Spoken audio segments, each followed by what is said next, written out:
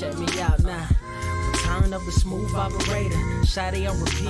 I say sleep later. This another favor. Consider me your neighbor. Lost a lot of fam in pursuit of the paper. She gon' catch the vapors when we slide by. The way I speak my mind, it's like I peak my prime, but I ain't close. I cruise through the night air. Fantasy a dream. Real world is a nightmare. Like Claire battling the brainless. Learn to live shameless. Talk about me alive, but claim that I'm nameless. You aimless. So I'ma style on them. They washed up. It's a rap. Throw the towel on them. Gaining miles on them. Otakus for the win. Tacos, it depend on the mood that I'm in. Like Finn when it's time for adventure. This some new blue. Get ready to enter my mind for a few. Come and take a ride with the crew. I'ma show you how to recoup days lost when you vibe with the blue. Come vibe with the blue. Yeah. About time to regroup. Fly, got my eyes on the view. Never hear lies, only truth. Realize why they vibe with the blue. Vibe with the blue. Vibe with the blue. Yeah. Vibe with the blue. Vibe with the blue. Vibe with the blue. Vibe with the blue. I'm talking about vibe with the blue. Vibe with the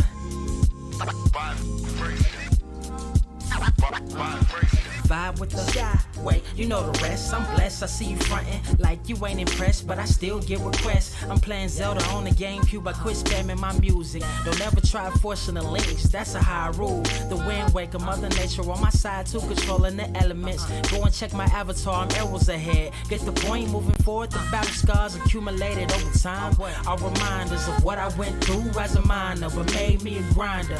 The trees broke down for this loose leaf. If life's a game of death, I'm Bruce Lee. Ooh wee. Lose sleep on the regular, trying to get this word out. Then I crash Nebula. Wish I had a very odd parent, maybe two, but it's cool. Everybody pays dues. Now it's time to make moves. Granny didn't raise me to lose. Think I'm in the mood for a cruise. Wanna ride? Come and vibe with the blue. Come vibe with the blue. Come vibe with the blue. Come vibe with the blue. Come vibe with the.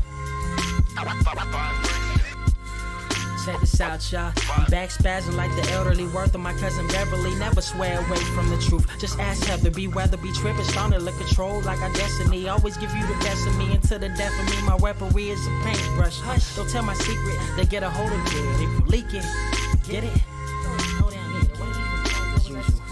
It's cool. Got you covered though, look.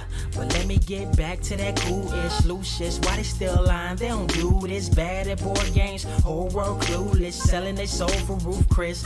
Who's this honored fella? Need a sliced extra mozzarella. Crew fly, let God propellers. Humanity born like they don't trust fun. Why you dodge the teller? You don't know, but my odds are better. Life's a gamble, depending on who holding the cards. You can start living at large or it's bon voyage. Charge it to the game. Me and you ain't the same. I'm thinking bigger pictures. Why you still shrinking the frame? Ever blink in the rain?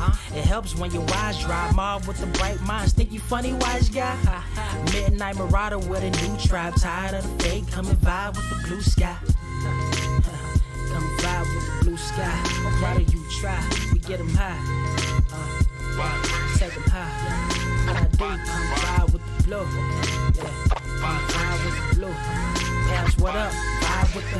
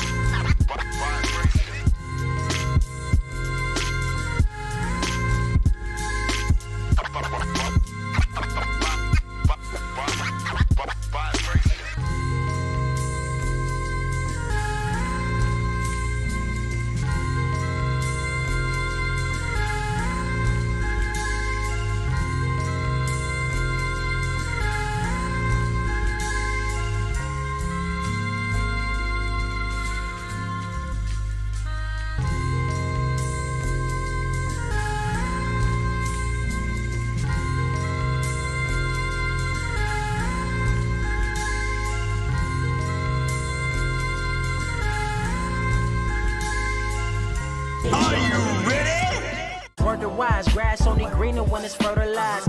Gave them truth in these songs, they prefer the lies. Destiny beautiful, adrift in her purple lies. You can't see me, you Stevie. Wondering how I reach more evolutions than Evie and make it look easy. Dream on, yeah. Dream on, Dreamweaver.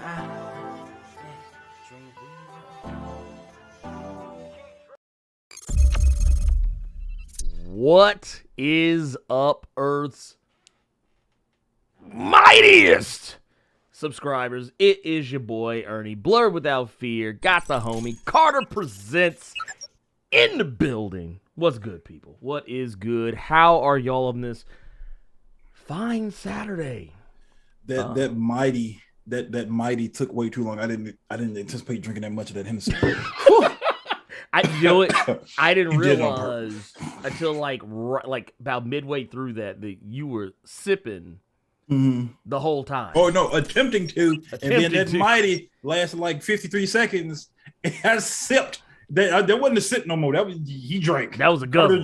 Carter just drank. That was a guzzle. I apologize. I wasn't in on the plan. I wasn't in on the scheme. I didn't know. But yeah, what we do know, we know that it's Blerd Cave Day. It's Cave Day. Yes, it is. And we got some stuff to talk about. We got some things. But first and foremost, I got to give credit where credit is due, because this just made me realize how long I've been, well, at least doing this aspect of the channel. Brother, we got motherfucker Jamal Simmons with 25 months. 25 months strong. Good God. Happy belated holidays, you Blerd. I appreciate it, pimp. I appreciate it. Thank you. And happy holidays to you as well. Happy holidays. So we just gonna act like I'm not right here next to him. That's what we doing, Jamal Simmons. You here too. We're gonna act like a motherfucker is just obsolete right now. So I'm just gone. I'm here right now. I'm just out of here. Huh? Look, you was you got snapped. You was apparently. In the snap. Apparently. You got blipped.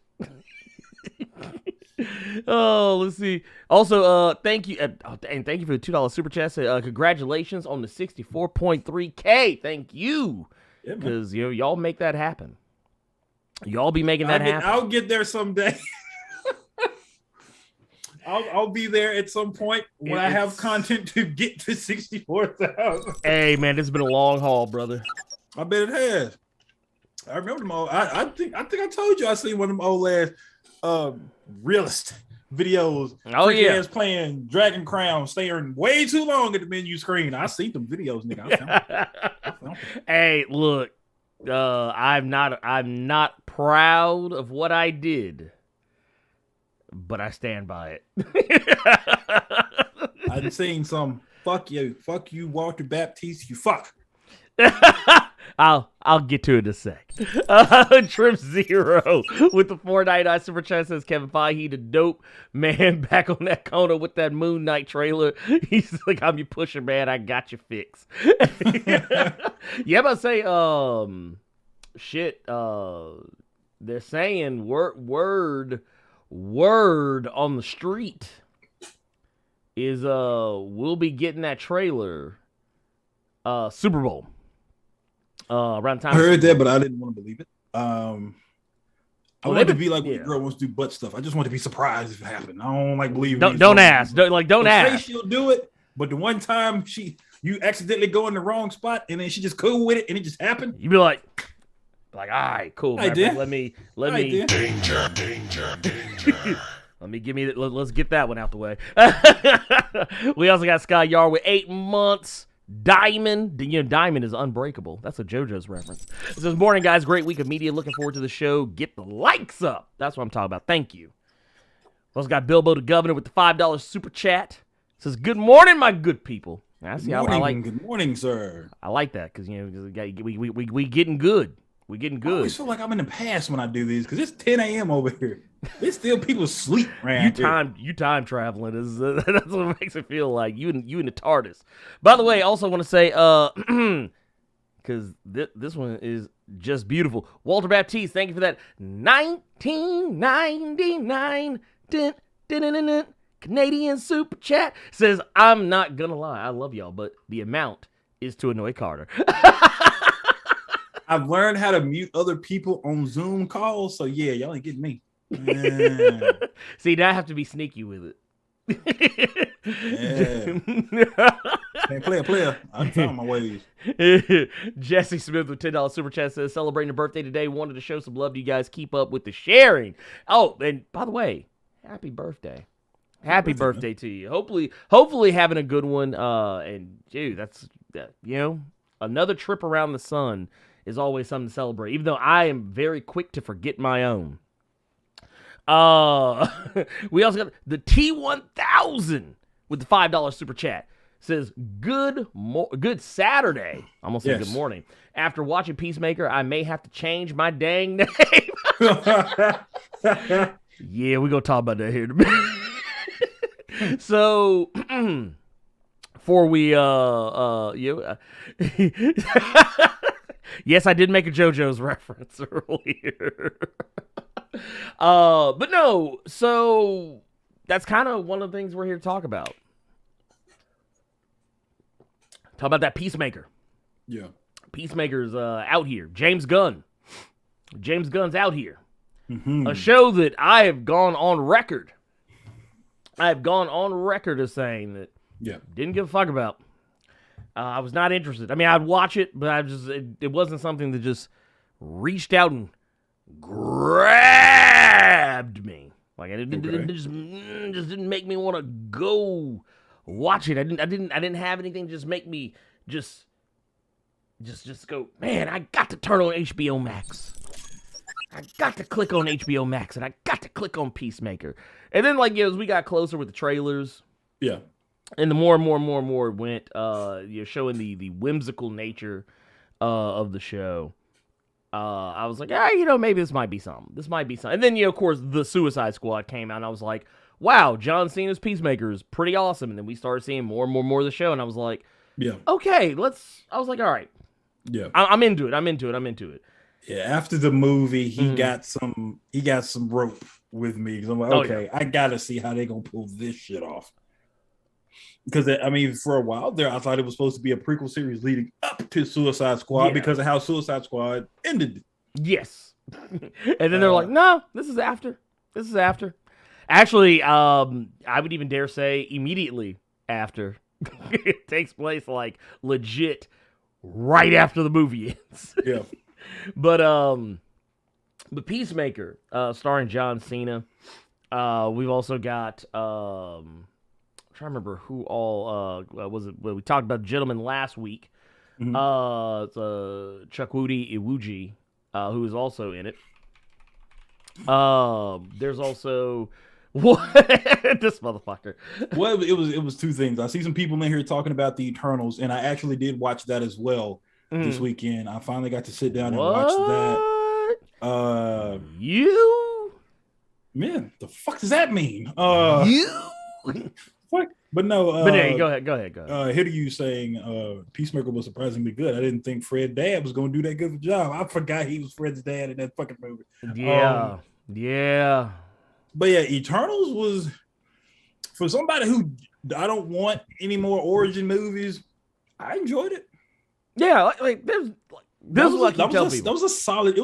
It wasn't just like, oh my God, bees knee. It was a solid movie. Yeah. It made me dislike Tyrone Magnus more. Just now that I got to watch it. Did you see that grandma kiss? Yeah. You saw the peck?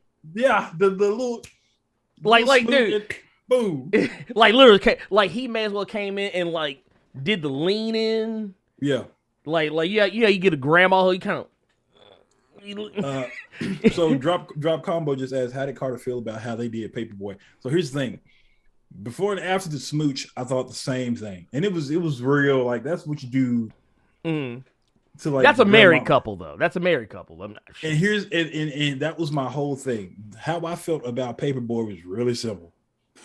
That was just a motherfucker who was just like, dude, I'm married with children. Get the fuck away from me. Mm-hmm. But then when he started being able to do play around with stuff, is when he that's when he became more of a funny character, because he didn't want to be there. But now that I'm there and I remember how fun it was playing with my toys. Mm-hmm. Dude, it was cool. He was fucking old boy up. Dude, when he grabbed his legs and then just slammed the shit out of him, I cracked up. But But nah, dude, it was nowhere near that shit wasn't woke. No, it wasn't. It was not. Like, get the fuck out of here with that bullshit. It was woke. I have seen woke. It. And I feel like I'm a racist because I ain't gonna lie to you. I kept giggling to myself watching Gilgamesh because I kept saying, damn, Wong got swole. I felt so bad. But you know what? They speak in very similar cadence. Yeah. So, like... like, I felt so bad. I'm like, damn, Wong got swole. The Sorcerer Supreme finna just lay hands on you and not spells. But then I kind of snapped out of it. But yeah, Eternals was good. But I just saw that in the chat. But yeah. When we come to Peacemaker, let's go back to Peacemaker real quick. Like I was saying, so we've got, of course, John Cena. Mentioned Chuck Woogie. We've also he plays Clemson Mern. We also got Jennifer Holland reprising her role as Harcourt from the Suicide Squad. Did not know that was his wife. Who? Or not his? I don't know if that's his wife, but that's his partner, James Gunn. That's his. lady. Okay. That's his lady. I did not know that. Mm-hmm. Well, she handles her business. We also got Steve Agee playing Economos, also reprising his role. We got Danielle Brooks coming in playing Leota Adebayo. And there's some other people in there too that we really don't get a whole lot of time with. Yeah. Though I take the back. We do get we get a decent amount of time actually with Vigilante, who's played by Freddie Stroma. Yeah. Who, by the way, way better Vigilante than the one we got in Arrow. Just putting that out there. I keep forgetting he was in it.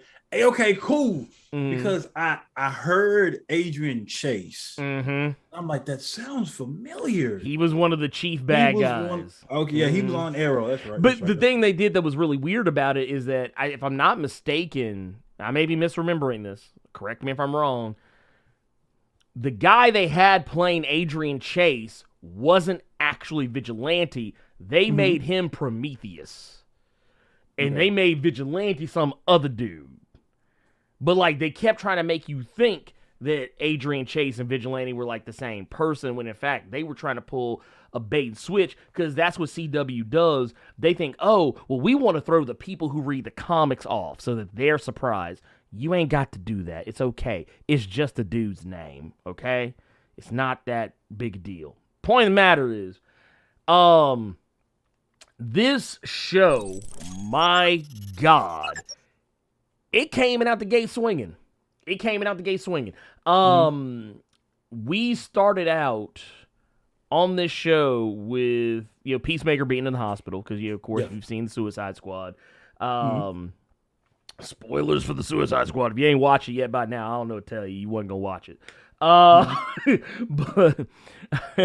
But Peacemaker winds up in the hospital, and he gets out, or he wakes back up in the hospital after his injuries. I love how motherfucker is talking to the janitor. Mm-hmm. In that opening sequence, that opening scene where he's just talking with the janitor, sets the tone for pretty much the whole show. Because this show is basically, if you watch the Suicide Squad and you're sitting here thinking to yourself, how the hell is this dude who I'm not supposed to like, how is he going to carry a whole 8 episodes of a TV show? How is this going to work?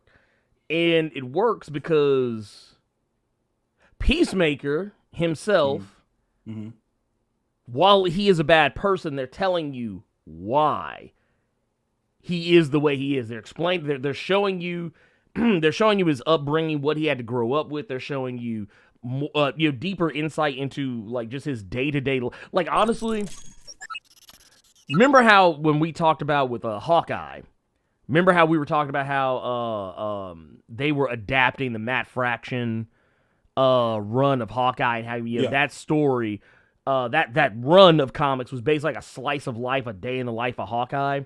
And then when the Disney Plus show came out, it was kind of that, but not like, it wasn't slavishly a slice of life. It was just, a week in Hawkeye's life.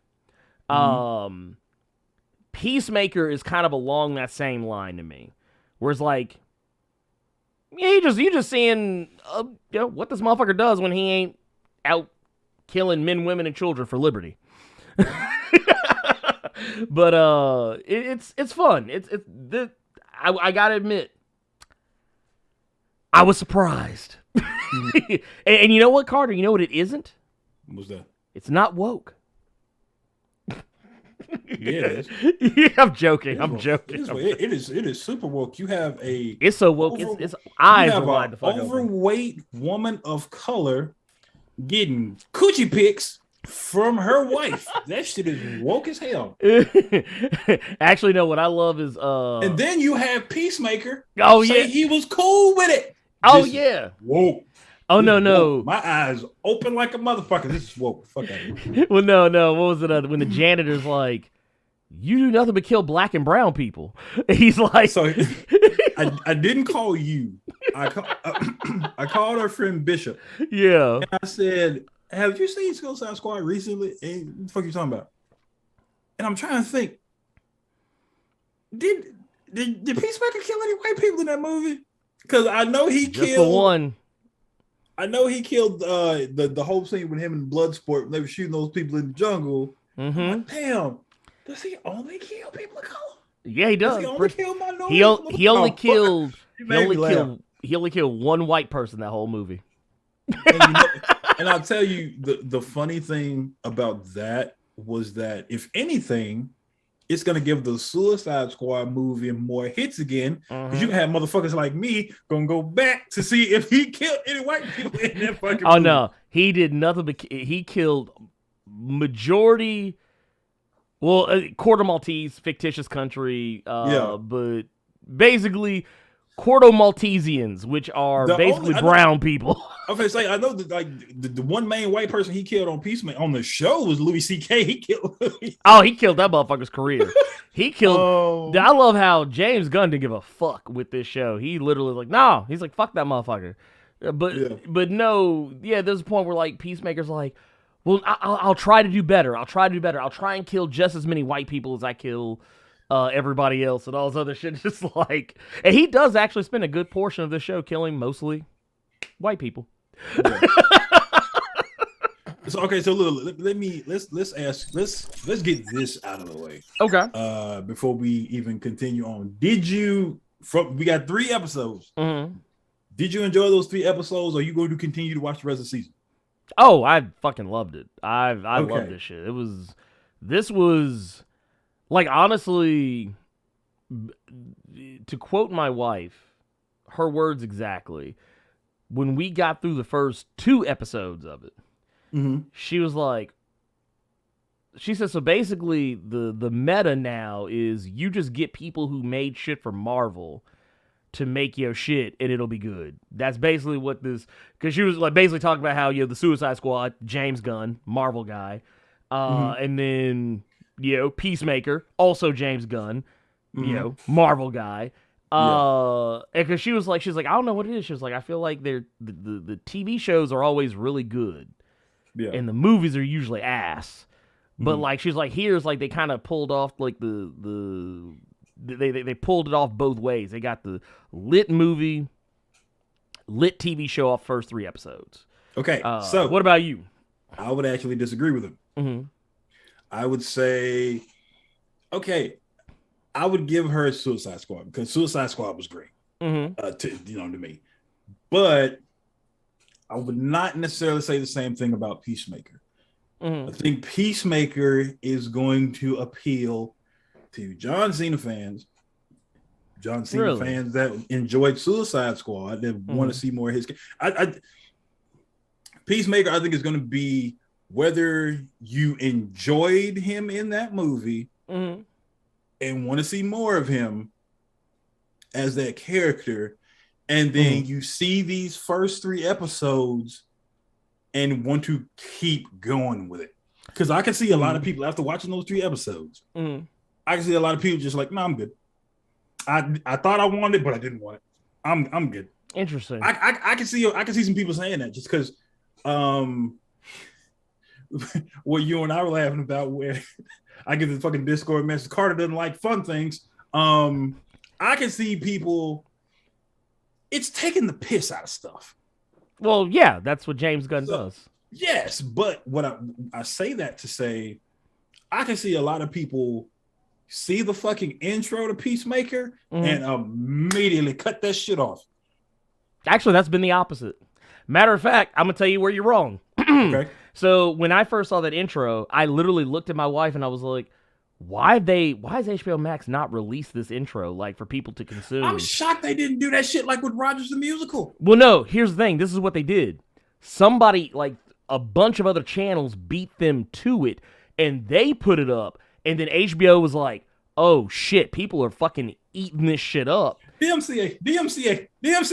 And then okay, so HBO Max on their official YouTube channel did not upload that intro till yesterday. And here's the thing, the other people who were uploading it weren't even uploading in HD. At most, I think the highest quality version was 720p. Like, that's the highest. 720p was the highest resolution I saw of anybody who uploaded that intro. All the rest of them were like 360 and 420. Or not 420, but 480. Yeah. But no, I would damn near say almost universally, like, matter of fact, the band that made that song, which, by the way, that song is not new. It's an old song. No, that song old as hell. But, I won't say old as hell. It's like maybe 10 or 15 years old. But, Wigwam, they got a huge uptick in Spotify clicks because of that intro. Because it's old as hell, and these young people ain't never heard it. You aging dog years, motherfucker. I'm still the young one. Well, no, I'm and once again, I'm not disagreeing. I'm just saying. Ernie let the 420 slip. I mean, hey, look. I'll put it to you like this. If you go to Wigwam's Spotify, which, by the way, this song came out in 2010. What? Yeah, okay, so here's the thing. So here's where you got Carter. The song sounds like it's old. That's because it's a band who their whole thing is making music that sounds like it comes from like the 80s and 90s. Oh, there's another band that does some shit. It's a thing. There's a lot of groups that do that. Yeah. But no, the song came out in 2010. But that song, and it's the first song on their album called Nonstop Rock and Roll. That song has over 1 million views as of late, or 1 million listens now as of late. Yeah. The highest they ever had before that was like maybe 100,000, if that. People were not checking for them, and James Gunn literally had damn near made these motherfuckers a household name.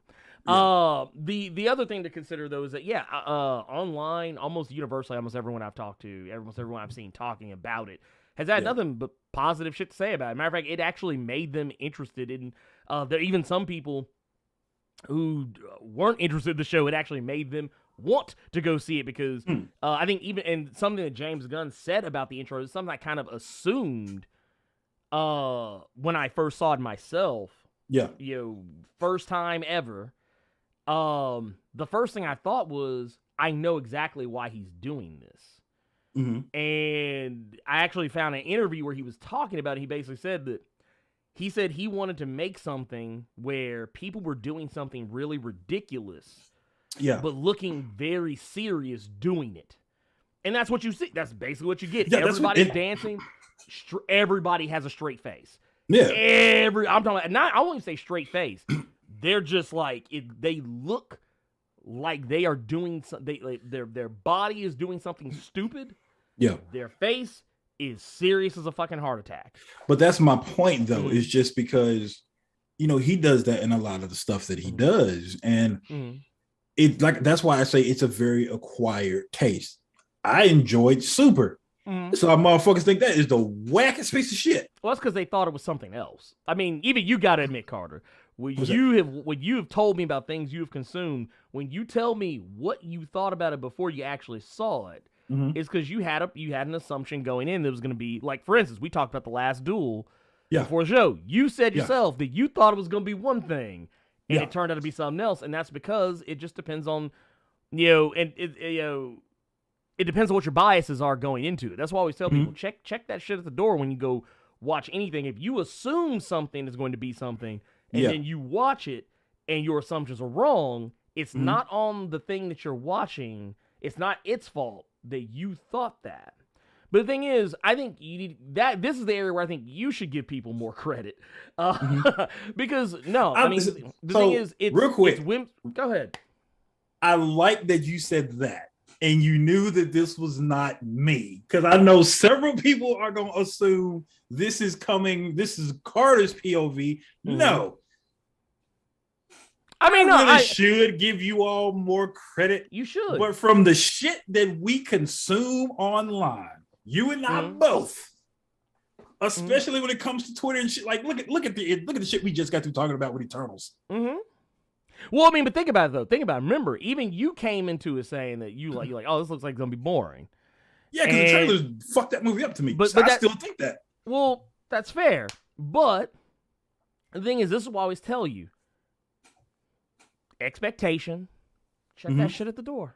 Yeah. I don't ever have I mean, some people say it's a fucked up way to look at life, but I don't have expectations for movies and TV shows a lot of the times. Like, I mean, yeah, I might expect something to be like, oh, this is by so-and-so, so I kind of assume that it will be good. But in a lot of cases, like, especially with, like, things I've never consumed before, I'm just like, no, I'm just going to check that shit at the door because you poison the well if you go into, like for instance, when people going to a movie or a TV show or anything for that matter in life, and they just automatically assume it's going to suck or it's going to be bad or it's going to be terrible, and then they wind up thinking that anyway, it's kind of like, it's almost like a confirmation bias. It's like, oh, well, you went into it assuming it was going to be something terrible, so of course you don't like it because you walked into it thinking that it was going to be terrible anyway. But sometimes the opposite can happen. There have been times in the past where I would think this is probably going to be very good, and it turns out being something I think is really amazing. So a lot of times it can skew what you're actually going to think of something, and then you'll probably come back later and be like, oh, wait a minute, maybe this isn't as good or as bad as I originally thought. Yeah. But with Peacemaker, and I will say this, if you can watch The Boys, like if you're one of those people that's like, oh man, I love The Boys, then I don't see why you would have any problems, because that doesn't even have shit to do with James Gunn. It's the same level of silliness and irreverence. I would love to see how people come for you for that statement. If you can watch The Boys, you damn sure can watch Peacemaker. You can. I'm not saying it's the same show. I agree with you. It's the same fucking thing. It's like, okay, you know the difference between Peacemaker and The Boys? The Boys doesn't have a whimsical opening to offset how fucking irreverent and violent and like sex ridden the show is. Like they don't like The Boys though. You don't see Homelander coming out doing like a. I don't need you to do that. I don't need you to do that. That's unnecessary. Doing that shit. Please don't do that. If you respect me as a black male in America, don't do that again. But I watched that, made a good point. Yeah. We all thought the movie Drive was something else. Everybody thought it was a GTA movie. Everybody thought it was a heist movie with action and all that shit. And it is not. But I think it's fair what you're saying. I should give people. And it's still a good movie. That's Drive is one of my top 5. But you're absolutely right. I should give people more credit, but I get it. You see the shit online and you think, oh, well, yeah, nah. But the thing is, you gotta look in the right corners. You gotta look in the right. See this is why I completely don't fuck with social media as much. I like my shit to reset every now and again. But you gotta be like, honestly, I think. Okay, now I will say this. Okay. Because of how well people were responding to Peacemaker, it did rile up the Snyder stands. Really? It did, because there's a boycott WB trending as of yesterday. Oh, what? Excuse me. Didn't mean to burp on mic. Meant to mute. But no, what happened was Okay, so remember all the times we used to talk about Ray Fisher and the whole Jeff Johns thing? Yeah. Apparently that has resurfaced because Jeff Johns was recently announced as coming back to write a sequel, or I guess kind of a sequel, to Flashpoint. Okay, that's why I saw him Thomas Wayne. Yesterday. Okay. It's focusing on Thomas Wayne Batman. Mhm. But the thing is, for one, people were acting like, oh, he's coming back to. They were making it sound like this motherfucker was making a movie. It's a fucking comic book. Y'all, sit the fuck down. And people were acting surprised that he still has a job at DC. I said, y'all do realize that he's like at a very high level position in DC. And then people were trying to drum up all the old stuff where Ray Fisher called Jeff Johns racist and how Jeff Johns basically empowered Joss Whedon to act a whole monkey on the set. Then people took statements that Ben Affleck made out of context because basically Ben Affleck said he had a horrible time making Justice League. But that's the thing they took. They didn't take away the fact that the motherfucker, like, they cut out the rest of the statement that basically said that he didn't feel like he would be able to be, all in on, because for one, he was going through divorce, he was going through rehab, he was going through all kinds of other fucking issues. That's why it was horrible. I mean, yeah, he probably didn't enjoy making the movie either, but that had very little to do with why he was having a horrible time in life and why he decided to not make the Batman movie that we are ultimately now getting with Robert Pattinson. That is why that's happening. But no, people were taking the shit well into the fuck out of context. People were trying to drum up old shit. And it's like, y'all are acting like this is new. This is shit that people have known for a while. And then, I don't know. Correct me if I'm wrong. The Snyderverse and all that shit fucking comes anytime DC makes something good. Okay, correct me if I'm wrong. Mm-hmm. Didn't Jeff Johns write the original Flashpoint? Yes. What the fuck are we talking about here? Exactly. And okay. He can't make a sequel to his own stuff. How many people do that? People are still holding him accountable for all the shit that Ray Fisher said. And here's the thing. I'm not saying Ray Fisher's a liar. I'm just saying that I think there's, like remember we talked about earlier, there's three sides to every story. Yeah. His side, and the truth. I kind of feel like both these motherfuckers there's a truth somewhere in between these two motherfuckers. And it's not exactly what either of them thought.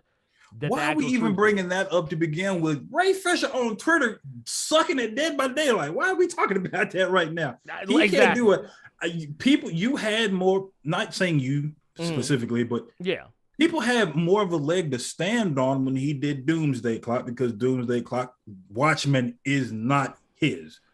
Flashpoint is something that he wrote. He created. It's his. We got Kick-Ass 2 and all the other bullshit running around. How many sequels Mark Millar had made? How many goddamn Jupiter's Legacies is running around here, man? Jeff Johns can make a sequel to his own stuff. Shut the fuck up, man. Bro, Jupiter's Legacy was supposed to have been done. It was supposed to have been done. This is why I don't like people saying, this is why I say I'm not a comic fan. I'm just a fan of great stories. I'm just a nigger that likes comics.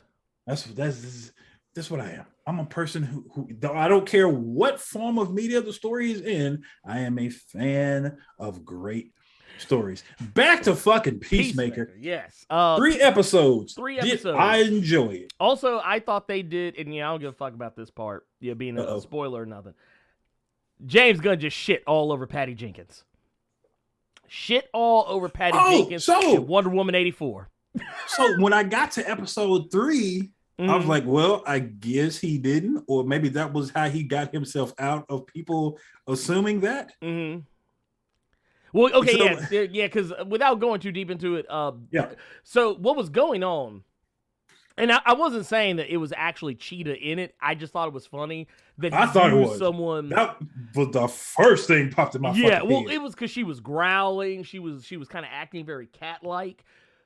And also, she was dressed in a very 80s style fashion, as would Kristen Wiig would have been in Wonder Woman 84. So it kind of seemed like it. And she was very much acting like what Cheetah would act like. But I thought it was awesome because I was like, even without CG, she was a better Cheetah than what we got in Wonder Woman 84. And it was kind of fucking awesome. It was pretty fucking awesome.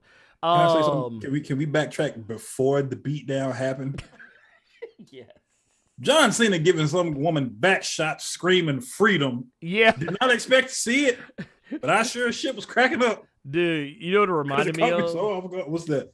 It remember the what was it in the Spawn animated series when Chapel was blowing that girl's back out and he was having flashbacks to killing Al. To the war or what? Yeah, Some shit, wasn't he it? was like, "I'm sorry, Al." This dude literally got this girl in the Steiner recliner, and he is screaming, "I'm sorry, Al. I'm sorry." Yeah, but okay. So, did I enjoy Peacemaker? It was fine. It was. I don't want. It wasn't what I see. I don't want to say that either because you could say it. Say it. No. I was gonna say it was coming from the trailers. It was what I expected. Yeah, and a little bit more. But it's something that it's. I think the problem here is that a lot of people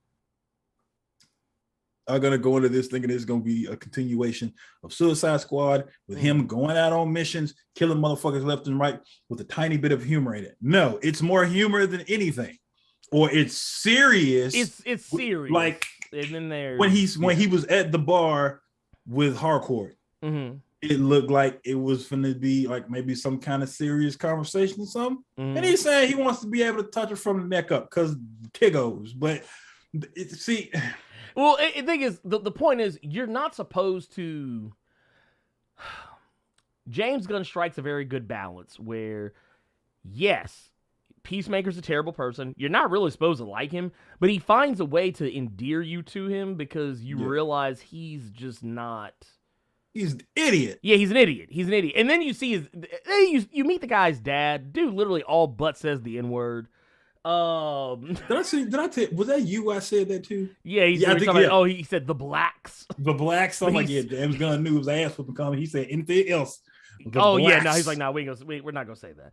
Also, I thought it was funny. They actually leaned into the silliness of Peace Walker's like his kit, the shit that he carries, like the see how Ernie just created a whole new DC character. Like my guy said, Peace Walker, and kept it going. Oh well, I mean, honestly, I've been thinking a lot about Peace Walker lately. I don't know why. Peace Walker and Peacemaker, they've almost become interchangeable to me. Also, funny story. I don't know if you caught this or not. On HBO Max, they added the movie Peacemaker to their list of movies. The one with George Clooney. Okay. I was like, y'all gonna put this show on here, and then hope motherfuckers get stupid and click on the other Peacemaker and watch that too. Y'all is dirty as fuck. But anyway. Well, okay. So here's one question: is it more James Gunn than the Suicide Squad, or is it just about the same amount of James Gunn as the Suicide Squad? I feel like it's a little bit more because James Gunn. Because I feel like because he even said himself, they let him do whatever the fuck he wanted. Yeah, he got to go a little crazy with this one, and they let him go crazy with the Suicide Squad too. So I mean, honestly, I feel like it's James Gunn just getting to do what James Gunn wants to do. Yeah, and James Gunn is the perfect guy to do it because he gets it. Like he understands that. Superheroes, comics are whimsical and sometimes silly as fuck. Yeah. And he leans into it. I think it's cool that he does. I think that on top of that, he's also telling a story that kind of needs to be told. He's like, for instance, I don't know if you knew this. Do you know a whole lot about Peacemaker, Carter? Not until what the fuck was it called? Future State. Okay, got you. And the current Suicide. Okay, yeah. So I don't know if you know this, but Peacemaker's dad in the comics was a whole Nazi, like an actual Nazi, not like a neo-Nazi, but like an actual legit Nazi. Yeah. Now they don't have him under the same moniker in this, but it's pretty close. Okay. I didn't expect them to lean into that. The white dragon thing. We should have asked T-1000. You a whole ass racist on this damn show, T-1000. Fuck is your problem? Also, I love the fact that Robert Patrick is almost too good in that role. Yeah, he's almost too good. He's too believable, and it makes me scared that he's actually like that in real life. So here's the thing I've always wondered. Well, you know what? I'll ask you this. Do you think he's playing the role a little bit too well, more so just because almost any white person could play the role of being a super race? Well, no, I don't know. It's something about his cadence and the way he talks. Yeah. And then the haircut they gave the guy, I was like, oh my God. I was like, this dude, oh man, he's selling it. He's selling it too well. White people who have to do that in any, like in movies or TV shows, those are America's unsung heroes, because it's like, dude, you got to go from talking to this sister about, man, I was a fan of Orange is the New Black, and you know, I really like the other things you've done. I hope you killed a couple blacks there, Peacemaker. Like, and cut, like, fuck, like, and then, you know, they're gonna be looking at him. You know, he probably, you know, Robert Patrick probably eats by himself. Nobody wants to talk to you. You a whole ass racist on this show. I don't want to talk to you. You know, and you know, it's funny you say that too, because that's the other thing. Danielle Brooks is pretty damn good in this. Not saying that I'm surprised, but just like, I didn't expect her character to get as much depth as what we're getting. I don't even want to say why, and I don't want anybody else to say why, because technically kind of a surprise. See, but what were you gonna say? No, I'm reading chat right now, but I was gonna say, if there was anything I had to say about the show, her character, just from the trailers, she was pretty much what I expected her to be. Well, yeah, she's before what you're referencing. Yeah. I mean, for the most part, she's comic relief, but there's a certain point in the show, by the time you get to the third episode, she's no longer comic relief. The comic relief switches to Economos, which means he's always the comic relief. But like, in an episode where some really like hardcore shit happens, Adebayo becomes like her story becomes way more serious.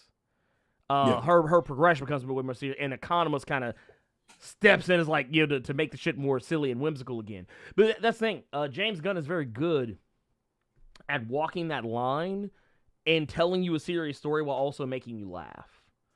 I appreciate the fact that you call Economist his name. I've been calling that motherfucker Diebeard since I didn't watch the episodes. That's all I'm gonna call him now, because I don't want to say that last part of his name. But someone in the chat just asked. Let's go ahead and get this out of the way. Horatio Barron just saying, I just want it to be entertaining and not sus. I don't know what not sus means, but it is entertaining. It is entertaining.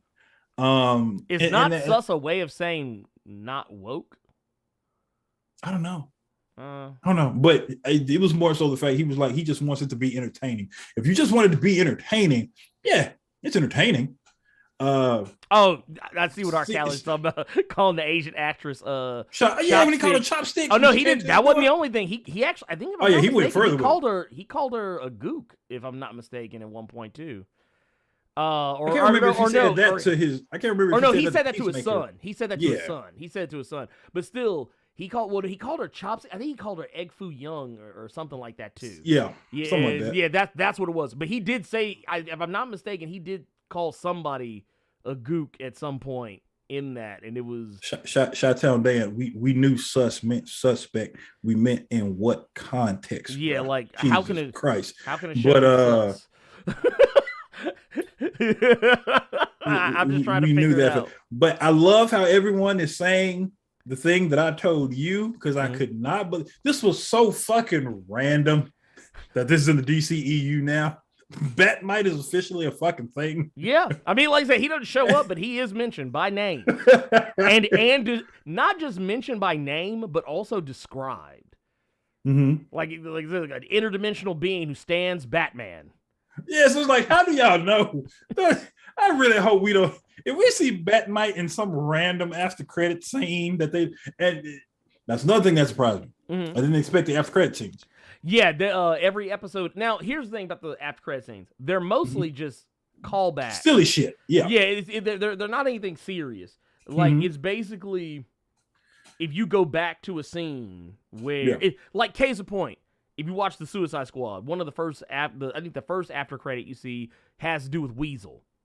It's basically like shit like that, like something silly happens, and it's a callback to a scene, or maybe I would even say they're probably outtakes. Not outtakes, because I mean they're not like breaking the fourth wall, but It's probably something really silly that probably was meant to be in the episode, but they cut it for time and they just throw it in there, and it's funny, it's cute, and you move on with your day.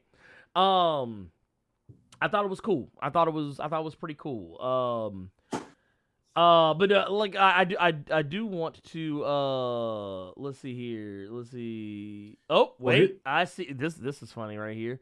Gokhan Shuri's baby's father with a $5 super chat says top of the morning cave, going to the gym, listening to y'all. Top of the morning. Said who said we wanted a black Joker? Not me. Oh, I know what they're talking about. They're talking about Batwoman. There's a black Joker on Batwoman. The CW one? Mm-hmm. Oh. Yep. Well, you know, because they have a black lead, so you gotta have black villains. Back to Peace Walker. Yeah. Hey, one of the greatest DC Comics Metal Gear crossovers of all time. Scott Fitzgerald with the $5 super chat says, we gonna talk about Boba Fett rocking with the Power Rangers. Lord. Hashtag that Wookiee though. I remember because Nick from Nerd 901, he said something to me about it. And I was like, I don't get it. And because I hadn't watched the episode yet. Then I watched the episode and I saw like how colorful, that's all I will say, the little gang that was operating in Mos Espa was. I was like, oh, I get it now. Cool. But no, Black Chrysanthemum, I'm loving that character is getting more love. But the real thing though, in regards to that Wookiee. No, Black Chrysanthemum. Carter, did you know that Black Chrysanthemum is from the comics? Yes, because you read Vader and Dr. Aphra. No. Oh, because I was in Stegman's live stream and Charles Soule came up and they asked him how he felt that stuff that he was currently writing in the comics was on the show now. Oh, gotcha. That's how I found that out. I found that out like not 2 to 3 days ago. What was his take? Did he have a good take? He thought it was fucking dope.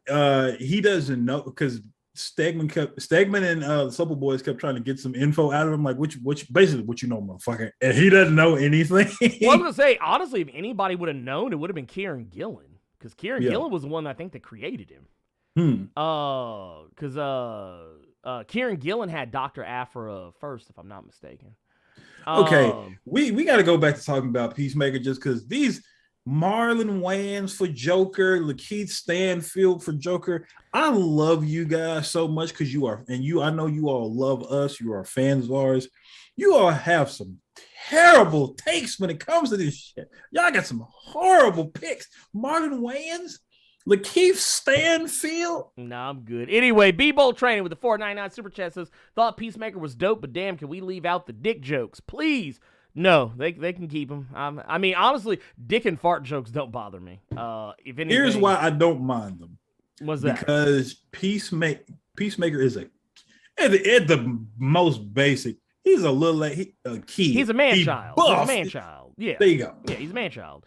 Well, not only that. Somebody had to explain to him that sweet cheeks was a negative connotation. Yeah. He was like, no, talking about her cheek. He's like, no, talking about her ass. It's like, motherfucker thinking butt babies were real because his big brothers told him something. You know what he reminded me of? He reminded me of Eddie from Ed, and Eddie. Yes, actually, that is exactly what he reminds me of. That is perfect. If Eddie was swole, he'd be Peacemaker. Well, and not to mention, it's like, I kind of feel like well, yes, there's an egregious amount of sex jokes. It fits the character. Yeah. It fits the character's mentality. He's a kid. I mean, mentally speaking. Here's a hot take. Scorewolf with the $5 super chat says, oh goodness, Peacemaker was hot garbage. James Gunn's worst work. He should have went with a blood sport. Okay. I mean, so I think his so worst he should have made a is... remake. He should have made a remake of Jean-Claude Van Damme's Bloodsport. Please don't ruin that movie for me. That movie is just the right amount of cheese. Leave Bloodsport alone. Yeah, I mean, Bloodsport's fine. I just don't think that there was. I mean, yeah, maybe there was more to tell the story, but honestly, I was good. Like Bloodsport was like the star of the Suicide Squad. He got a full arc. He got a full arc in that movie. I'm good. I mean, I like Peacemaker. I'm good with it. But yeah, I'm sorry that I'll tell you the same thing I joked with Carter about. I'm sorry that you don't like having fun. Oh yeah, he said that because I told him I am not watching that intro again because it was unexpected and it was cringe. But in the fun way, you know what I'm saying? That's why I said, bro, I'm not watching this nastiness again. It's like when you playing Fortnite or something and you got like a serious character doing fucking Doja Cat dances. Don't do that near me. I'm gonna jump in the fucking lake and try to kill myself in the game. Like, no. Wait, no, I'm gonna do I'm gonna make Thanos do BTS dances. You see what I'm saying? And he does that shit. He is not playing. He does. It makes me so mad. And then he giggles because he looks for me, and I'm like halfway across the field running from him. Like, get the fuck away from me. What was it? I did one with Venom. I had Venom doing the Meg the Stallion doing the Savage dance. Mm-hmm. Every time I kill somebody, I'm a savage. Oh god! But yeah, it was. That's what I meant when I'm like, yeah, I'm not watching this anymore. Oh, one thing that really surprised me, people, y'all thought Eagly was real.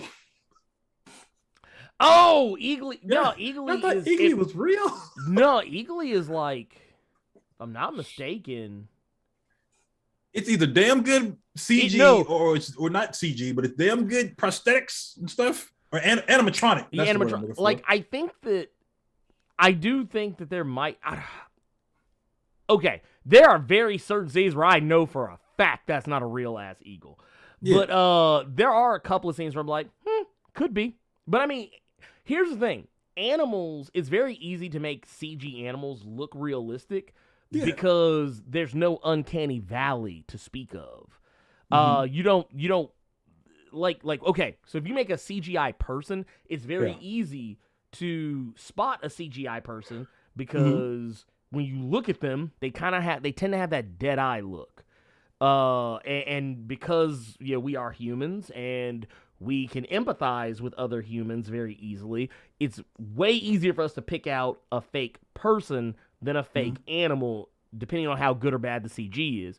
Yeah. The CG in this is actually good enough that it's like, could go either way. But I'm pretty sure it's the CG. I saw so many people reacting to that shit like, oh my God, how did they train an eagle to do that? And I'm just like, you ugly human.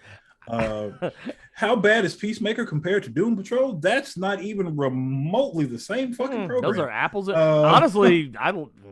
But why can't both? That's not even you can't even use apples and oranges. Yeah, that's a bagel and a black Suburban. Like, well, it's that thing though. Yeah, people live in this weird head culture where like. One thing has to be worse than the other, and like it's very like hyperbolic. I don't deal in hyperbole very often, but it's like, why can't I like both? I can walk and chew bubblegum at the same time. Well, said Peacemaker and Doom Patrol. That's Anne Frank, your daughter's favorite notebook, comparing it to a pistol. It's like, it's not the same thing. They're not the same thing. It's okay. It's okay. You can like both. It's okay. No one's going to be mad at you if you like both. Nick D with a 1999 super chat. Hey, when I said it's woke, I was simply quoting the one dude that you guys laugh at every now and then. I don't want to come off as ignorant. Sorry about the possible confusion. It's all up. No, that's what we were doing. That's what we were doing. Yeah, that's what we were doing. Yeah, we totally get it. We're good. We're good. Are you sure though? Because it's woke. It's woke. Oh God, it's so woke. Look, I'm not saying that. I get it. I'm not against it. It's not exactly what I believe. It's not exactly what I believe in, but it was woke. I just want a what do they call them? Petition signed. You want change.org? Yeah, give me a change.org to get John Cena some fucking boxer briefs or some shit. I don't want to see John Cena in tighty whities anymore, bro. That shit. I do not. Bro. I think those might be the same draws from Suicide Squad. I think they are, actually. I think they are. Look. Timothy McCallum with the $2 super chat with the fist up, man. We appreciate you pimping. Appreciate you. Thank you. By the way, thank you.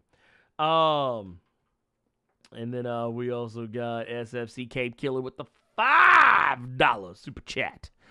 Just support, bruh. We appreciate you. Thank you for that. Thank you for that. Thank you for that. Carter, anything else you want to say real quick about Peace Walker? Then we're gonna move on. You said it again. Or Peacemaker, you know what I mean.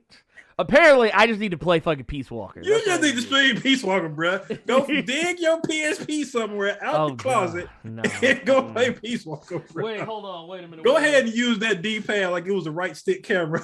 Hold on, wait a minute. I got the Metal Gear Solid HD collection with Peace Walker on it. I just need to go ahead and do that. Oh man. Anyway, so with me, I enjoyed it. Like the knowing why it's called Project Butterfly, I did not expect that. I learned some things from the show, and it's just that Cheetos can be some really fucked up torture devices. Yes, they can. I got to start pelting somebody with some hot Cheetos. With some flaming hot Cheetos. Because so that little dude, that I don't want to make any jokes referencing his height, but that little motherfucker was hilarious. Oh, he was beating their ass. He was beating they Judo Master was out there. I was like, Lord, y'all made Judo Master cold. That was funny. I do want to say, Count Secco says nobody wants to say if there's cringe nudity in Peacemaker. Can I watch the damn show with my teenage daughter or not? There is nudity. There is nudity. There is fucking. There is nudity. There is sex. Actually, okay. I tell you what. So there is a scene where you will, and I'm talking about they do not spare you any expense whatsoever. You are good, yo. If you watch this, with your teenage daughter, she is going to see John Cena literally put the motherfucker in the torture rack. Yeah, I don't know if you were in here earlier, but like he's literally like you'll see. I think that's really the only nude scene. No, well, technically, I think that was the only one. Well, that's the only active sex scene. Yeah. After that, there is a scene where you get to see. Oh, that's right. I talked about it earlier. That's yeah, right. I told you my memory is terrible. But yeah, you got a cooch shot because Adebayo, her wife sends her the female equivalent of a dick pic. Yep. I don't know what they call those for girls. Twat shot. I don't know. That is yuck. Don't ever say that. Sorry. Danger. That's not even a danger. I want to be the host now. I am the captain of this burger. Yuck. Sorry, I apologize. But yeah, it's literally you see a picture of a cooch and Peacemaker. I almost said Peace Walker. My goddamn self. Peacemaker is giving a woman back shots, screaming freedom as he climaxes. And then technically you don't see the actual sex act happen, but there's a scene with Peacemaker and another character who just forgot about that fucking episode. That was funny as fuck. Well, you were seeing them post threesome. No. You know what Patrice O'Neal said, okay? Mm-hmm. When it's two girls and a guy, that's a threesome. When it's two guys and a girl, that's a train. Oh, yes. Peacemaker and fucking Vigilante ran a train on that one. So yeah, you got two scenes of boobage and one scene that was cooch-tastic. Yes. So yeah, there's things happening. There's things happening on the show. And if you're comfortable with that, I say fine. As a short person, it was nice to see someone short beating the brakes off everybody. That little bastard was getting it in. He was fucking him up. Those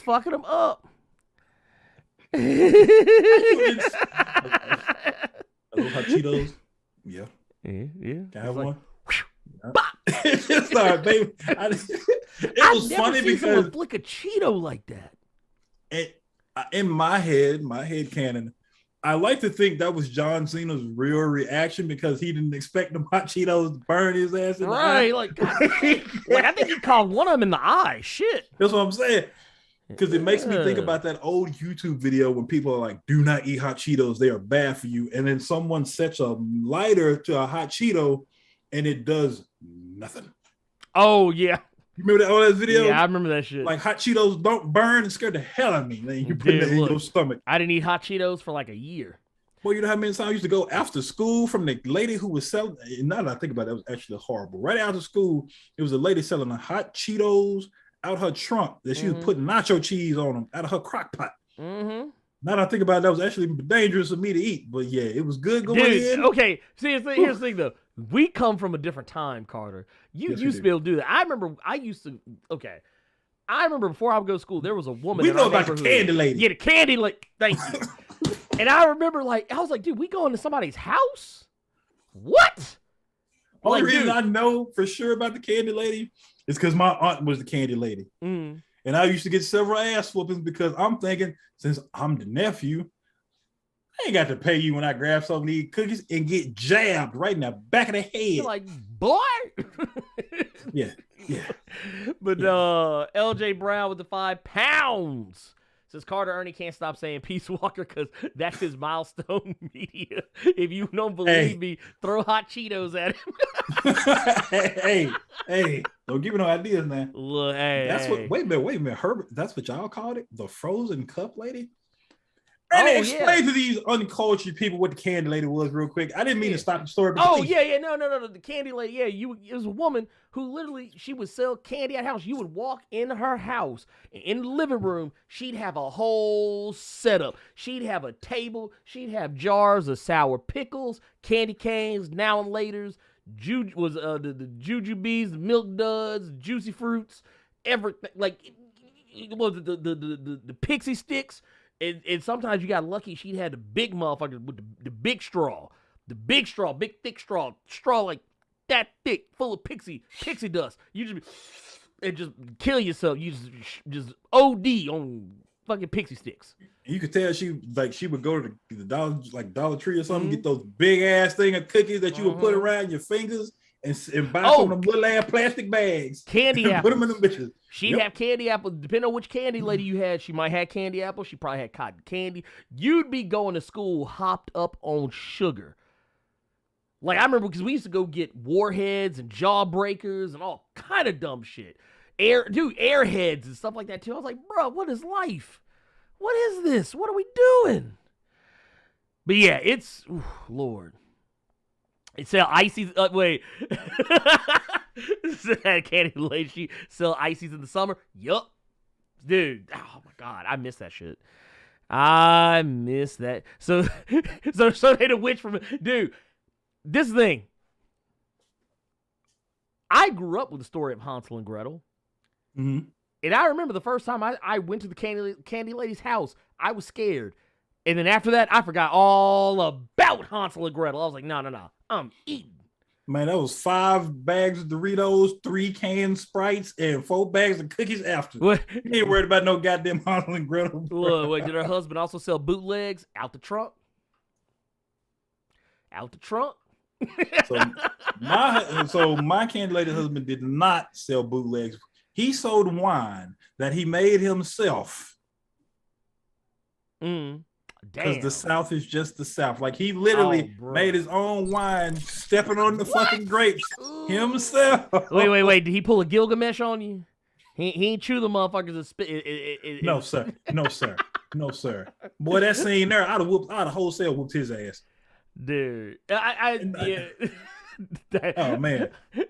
My kid thought that shit was high-key funny, too. I was like, ooh, gross. Anyway, let's move on. Let's talk about something else DC-related.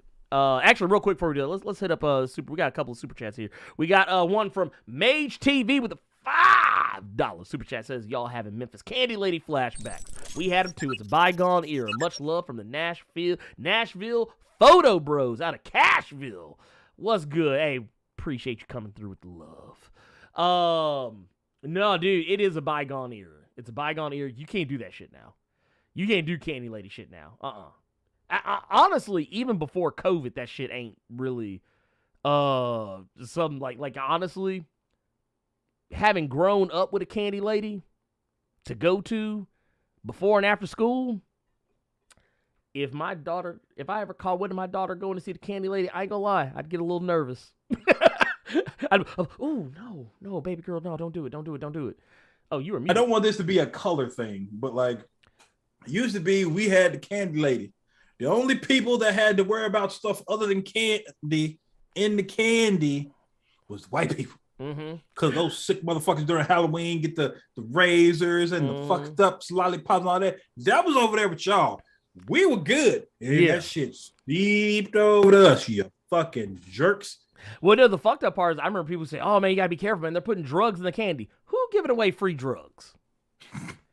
Y'all a lie. Ain't nobody giving away no free drugs. Couldn't get that lucky. Nobody putting LSD in my Jolly Ranchers. I mean, shit. I mean, I think everyone knows that old thing about how they used to put actual Coke in the Coca-Cola. Yeah. Coca-Cola. It's like that's why cocaine in there. Yeah. You could get cocaine from the goddamn Walgreens back in the day at one point. Yeah. Because people didn't realize it was hidden the way it was hidden. You can go get cocaine from Walgreens. This before CVS and them. Right. Like you can't get that shit at CVS. No. You go get your thing cocaine like this for like $2. Mm-hmm.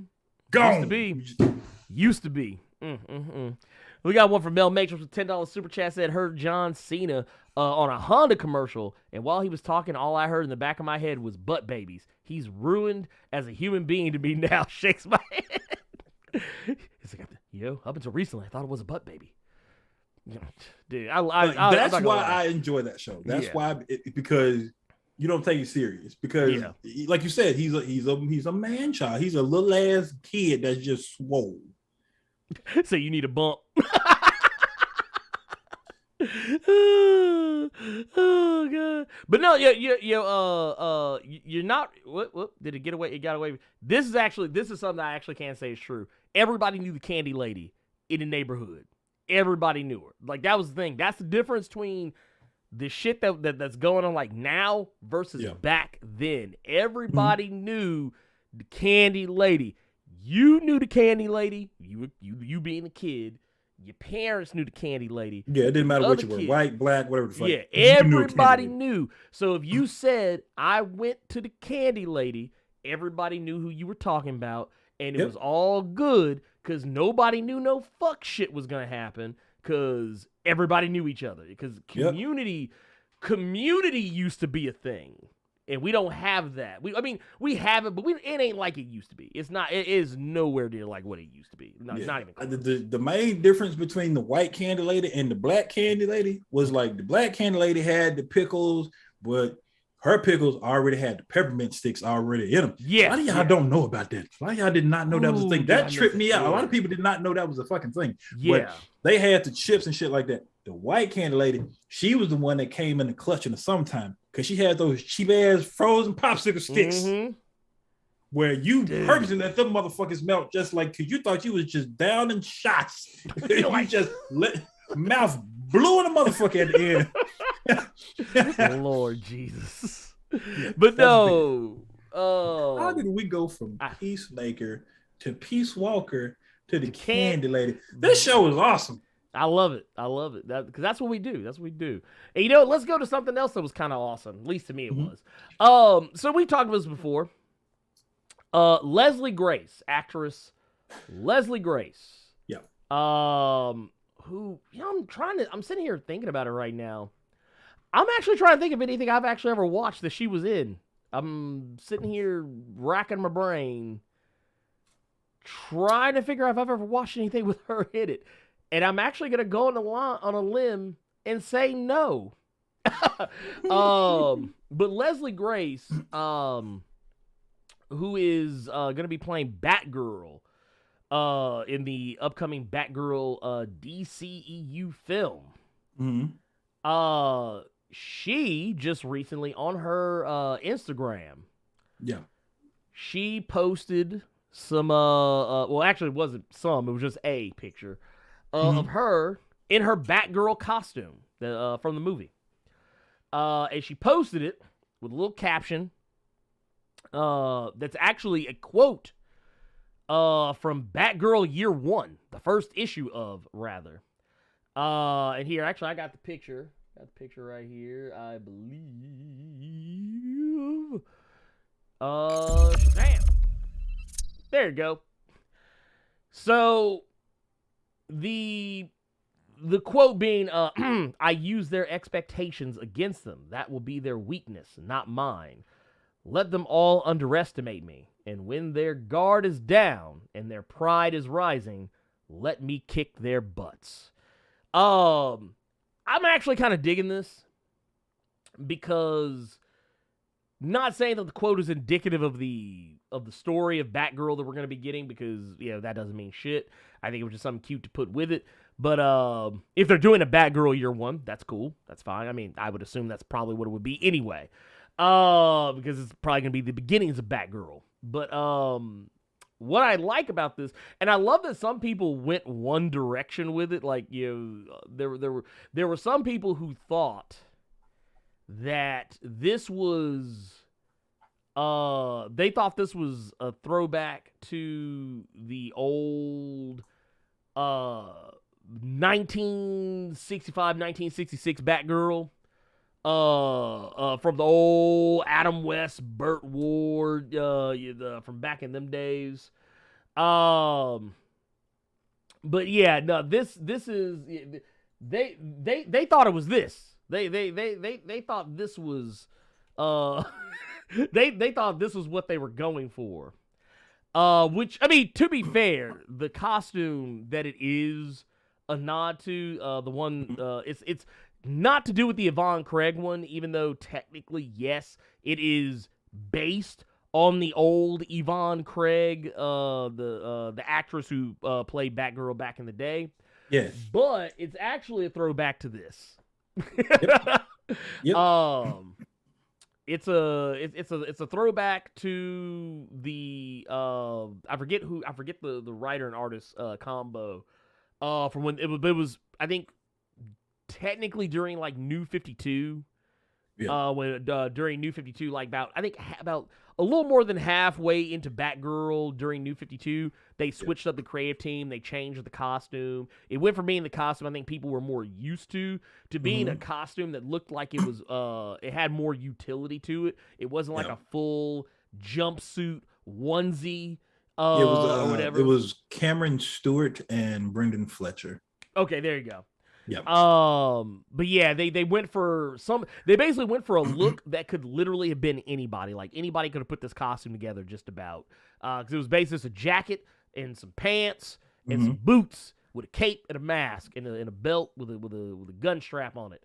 Even though she didn't carry a gun, it was more like just a little pouch. Lots of little pouches. Almost like the '90s happened again. I thought this was cool. I thought this was cool. It's a nice look. Here, let me go back to, there we go. It's a nice look. Here, I'll blow it up a little bit more. There you go. It's a nice look. I'm digging it. Carter, what do you think? I'm cool with it because I've read a little bit of that run, so this was no problem with me. I was surprised they went with it. I thought they were going to try to appeal more so to older fans, so maybe something that looked a little bit more along the lines of like the animated series or the animated films kind of stuff. But the fact that they went with this, I'm hoping means that they're gonna go that route with that's how the show is going to be, because at that point they were almost trying to write Barbara a lot more Buffy like in that series. So I'm cool with how it looks. I dig it. I'm hoping that that's what we're looking for the show. Yeah. Well, I mean, like I said, it's gonna be interesting. It's gonna be interesting. If nothing else, Leslie Grace seems to be all in on this. She seems to be 100% bought in. Yeah. On the idea of playing Batgirl. I think ever since she was announced as being cast as Batgirl, a lot of everything I've seen, I don't follow her on social media, just things I've kind of seen pop up just, by virtue of, following comic book news and shit like that. She seemed like, she's doing her homework. She seems like she's she's more than familiar with the character, beyond just being asked to play the character. She seems like she knows what needs to be brought to the character to make it right. And it's not to say that it's going to translate 1-to-1 from her passion to the screen, but just saying that I like seeing people really into the roles that they're playing. Like, it's kind of like, even though, technically it's kind of become comical by this point, it's kind of the same way I feel about The Rock playing Black Adam. Like, he is so into that role. Like, he is so into and so passionate and so happy that he gets to play that role. But at the same time, it's gone to the point now where it's become comical, because now the motherfucker the movie, it had taken so long for the movie to come out. Now this motherfucker just saying anything now. Just because motherfucker, he's happy, and I'm happy for him. I like when people enjoy what they do. It doesn't always translate, because I do remember, and I think Carter knows I'm about to bring up, Nicolas Cage and Ghost Rider. Nicolas Cage was happy as hell to play Ghost Rider. He peed flames, man. He peed flames. And it just was everywhere. Could you, dude? Hold the fuck up. Hold the fuck up. I like how you tried to transition, but added that skeet at the end. I caught it. These headphones are good. Okay. Please tell me y'all caught that. Please tell me you all caught that quick skeet he tried to put in there. I hate you. You make me fucking. But no, could you imagine this motherfucker? Like, he's sitting here, getting ready to give the money shot to some poor unsuspecting person. And all of a sudden, burn him alive. Oh, shit. I thought you were still talking about Black Adam. I thought you were going to say he accidentally said Shazam and just... Like a lightning bolt just shoot out. Just, Can I have a take that's going to get Carter in trouble? Go ahead. I don't think The Rock is going to do that good of a job as Black Adam as John Cena is doing as Peacemaker. Really? Mm-hmm. Well, I tell you what. I know we have to actually see something. Well, yes. But just from what we've seen The Rock doing, I can tell you what's going to be different. Okay. He's not going to be funny. Oh, yeah. You know what? I hope. I mean, don't get me wrong. I think the way they're going to do it is that he will say funny shit, but it won't be funny because he's delivering it in a way that's supposed to be a joke. Kind of like, okay, remember the Guardians of the Galaxy video game? How sometimes Drax will say something and it'll make you laugh. It's not because he said it as a joke. It's because he's being serious. That's the way I think Black Adam should be played. Because okay, let's get this out of the way. Dwayne Johnson is a charismatic guy. Let's get that out of the way. He's a charismatic guy. He is he literally just exudes charisma. Half the reason people know him the way they do is because he is funny and entertaining. But this is going to be the movie where you're not going to see him. It's kind of like people go see a movie with Will Smith or Morgan Freeman or Denzel Washington. You're not really going to go see the motherfuckers play a specific person. You're going to see them. And that's what's going to happen with this movie. People aren't going to be going to see Black Adam. They're going to want to go see The Rock. And what they're going to get is probably not going to be The Rock the way we're used to him. I hope you are right, my brother. I do too. Real quick, because I know you were talking about it earlier. I know you were saying that there were rumors that a Moon Knight trailer was going to be on the Super Bowl. Yes. It looks like it has now been officially confirmed that the first trailer for Moon Knight is popping off this Monday. Well, okay. Let's go. Rotten Tomatoes posted the video from Marvel, and we get some more. We get some shots at the suit. Okay. And I forgot Ethan Hawke was in this until I saw this video. But yeah, I can actually send it to you right now. It's shoot it my way. Yeah. Boom, boom, boom. Let's see. And where? See, I got too many fucking windows open now. I see what you go through now. what you go through now. There you go. Boom. Monitors everywhere. Boom. There you go. Okay, there it is. Okay, yeah. Okay, I see it. Let me. Yep. Let me make sure this isn't doing what I think it's gonna do. This Monday. Okay, yeah. Monday. That okay. So if this is Monday, cool. I can't wait. I'm hyped for this. We might do a little something for that. But let's let's skip a couple of these stories and because ooh, I have an you idea. I want to ask you something, and I want to ask the people something. Go ahead. You might yell at me for this because this might just be more work for your ass to end up doing. Okay. But how would you all feel if Ernie and I reacted to episodes of stuff? Oh yeah, we had talked about that. I think we just never got around to doing it. But yeah, I mean, Yeah. I'm curious. I am curious to know as Wait, well. what the fuck? $5 super chat from Ibrahim Robinson. Did you guys see the trailer for the Bob's Burger movie? And if so, what are your thoughts? So I'm the odd man out here. Mm-hmm.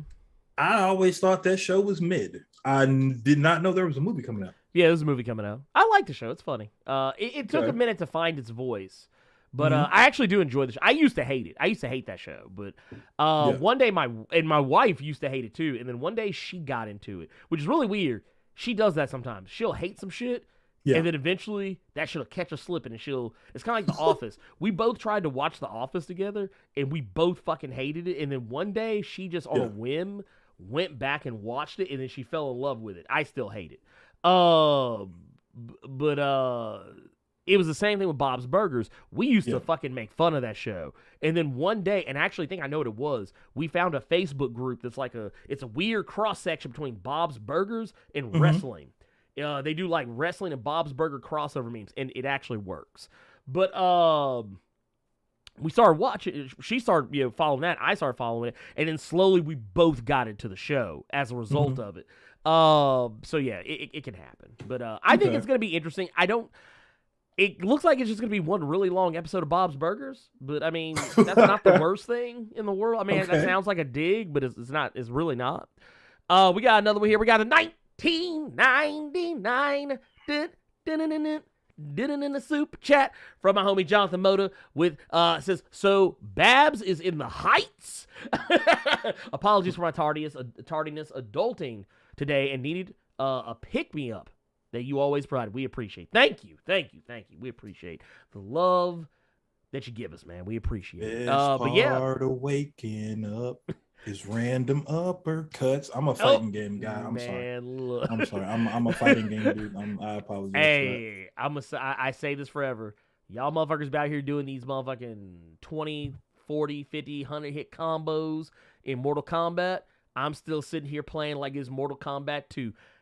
I wait for you to pull up and pop with the crouch high punch. It still works. It still works to this day. Man, Jonathan, you are too out here, my guy. You are too out here. This man coming through with the $100 super chat. Lord. Says reactions. Do it. I support this. Let's go. You know what? I tell you what. And I also do like what and I see some I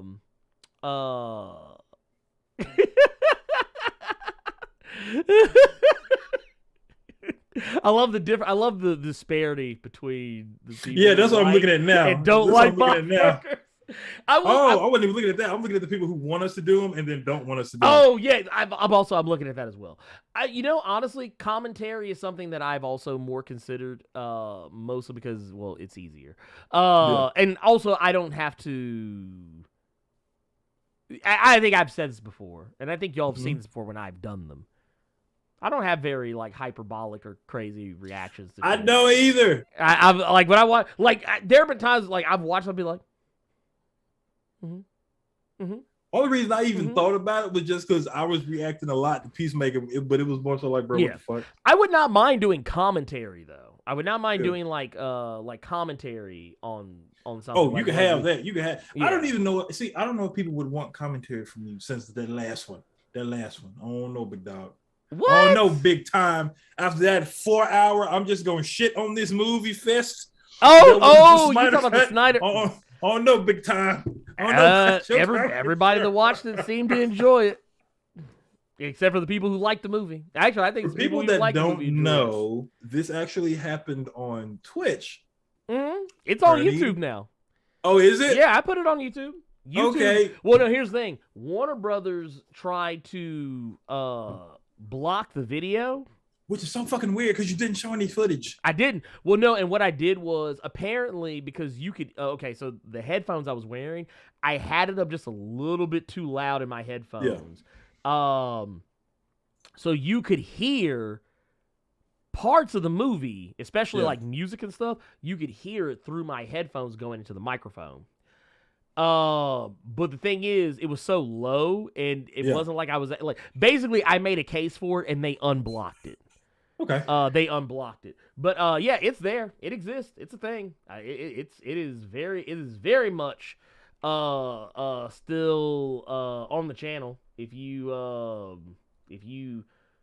deign to want to watch such ridiculousness. Because let me see here. Justice League Snyder Cut live reaction and movie review. It's 4 hours 26 minutes and 48 seconds. And it is just dunking on that movie. Dude, every time. You do that, and then I think about that Spider-Man thing that we did. Hey, that's different because I don't fucking give a fuck about Zack Snyder.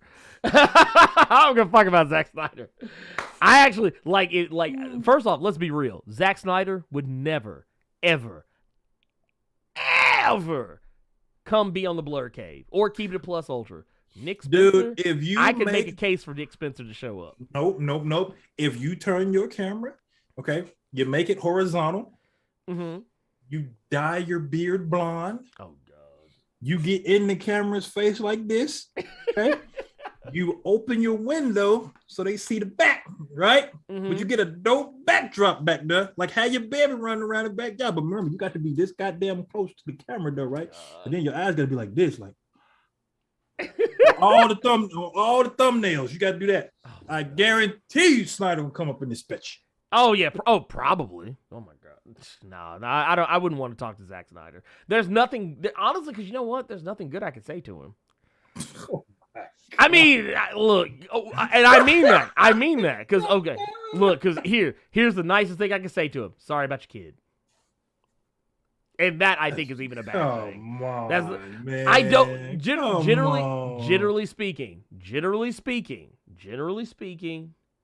I don't typically like his movies. There you go. You didn't like Dawn of the Dead? I like Dawn of the Dead, but like I could give a fuck about Army of the Dead. Yeah. That was the most unnecessary fucking movie. I take that back. You know what? I tell you what, his early days shit, like cause hell, what was it? He did 300. I like 300, even though I don't care for it as much nowadays. I'm gonna say Steve Biko. I hope I didn't get that wrong. The Snyder Cut was taking 2 hours of mid and expanding it to 4 hours of mid. No, that dude, is it a lie? Is it a lie? There is no lie. And here's the thing, I enjoyed the movie, but that's funny. With 80% more slow-mo. I enjoyed that movie, but okay, I'll give you that one. Slow-mo and it was the slow-mo and a song cut. Because every time they hit that slow-mo, they got to play a song. I was like, Lord, get this shit out of my face. Ooh, Scott Fitzgerald, you actually said something. Okay, I saw this on Twitter. Oh, Sucker Punch? No, so here's the thing. He's saying Sucker Punch was hot garbage. I swear, this is something I saw on Twitter. I wish I could find it. It was someone saying that Sucker Punch was Chicago for straight men.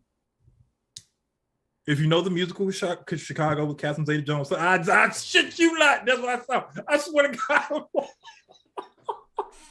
I swear to God, that's what I saw. Oh, no.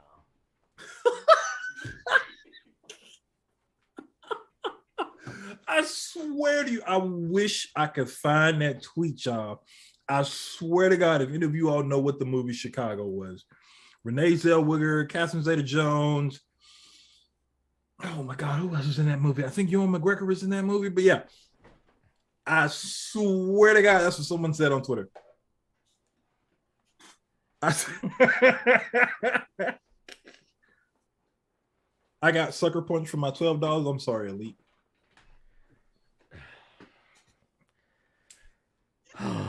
But did they lie? I've never seen Chicago, this guy, so I don't know for sure if they were lying. But that is literally a tweet that is in the world right now that had quite a lot of likes and retweets on it. But yeah, I completely forgot about that until the boy Scott Fitzgerald brought up Sucker Punch. Thank you, sir.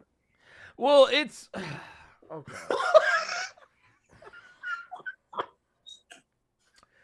Calm yourself, Ernie. Look.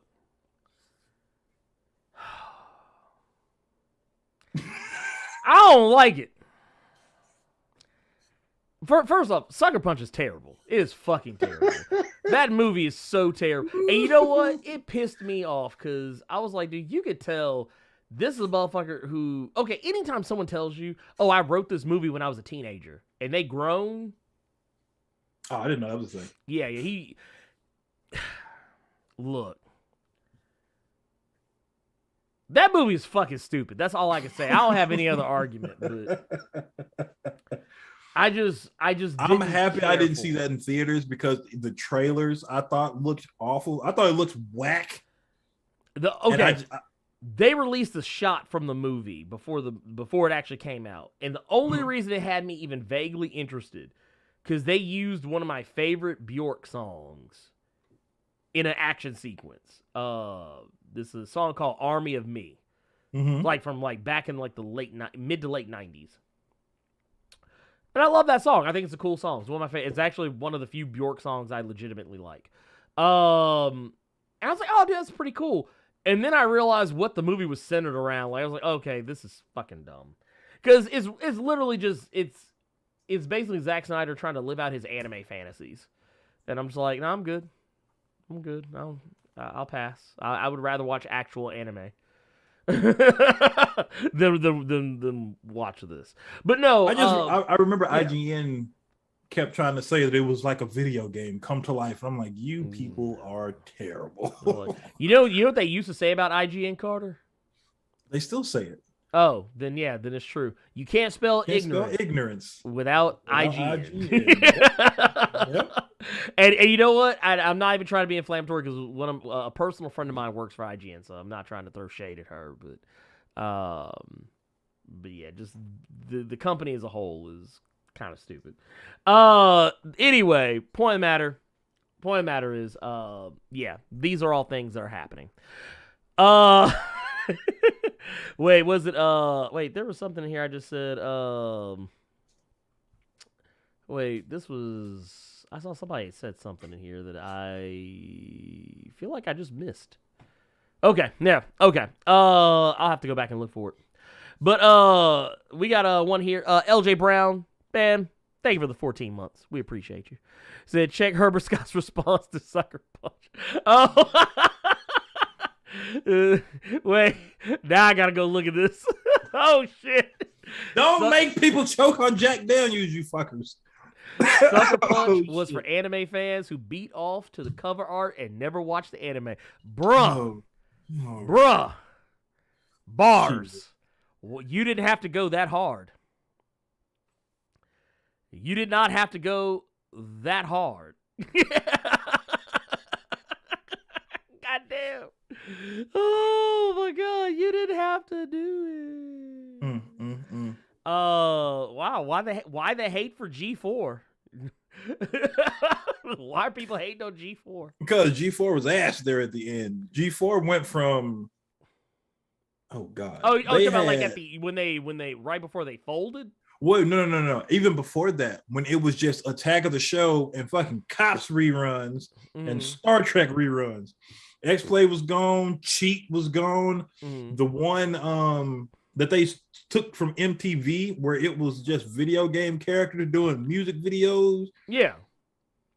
Because you remember, like, there was one everyone knows where it was Leisure Suit Larry game that had come out. They were doing Don't Funk With My Heart from Black Eyed Peas.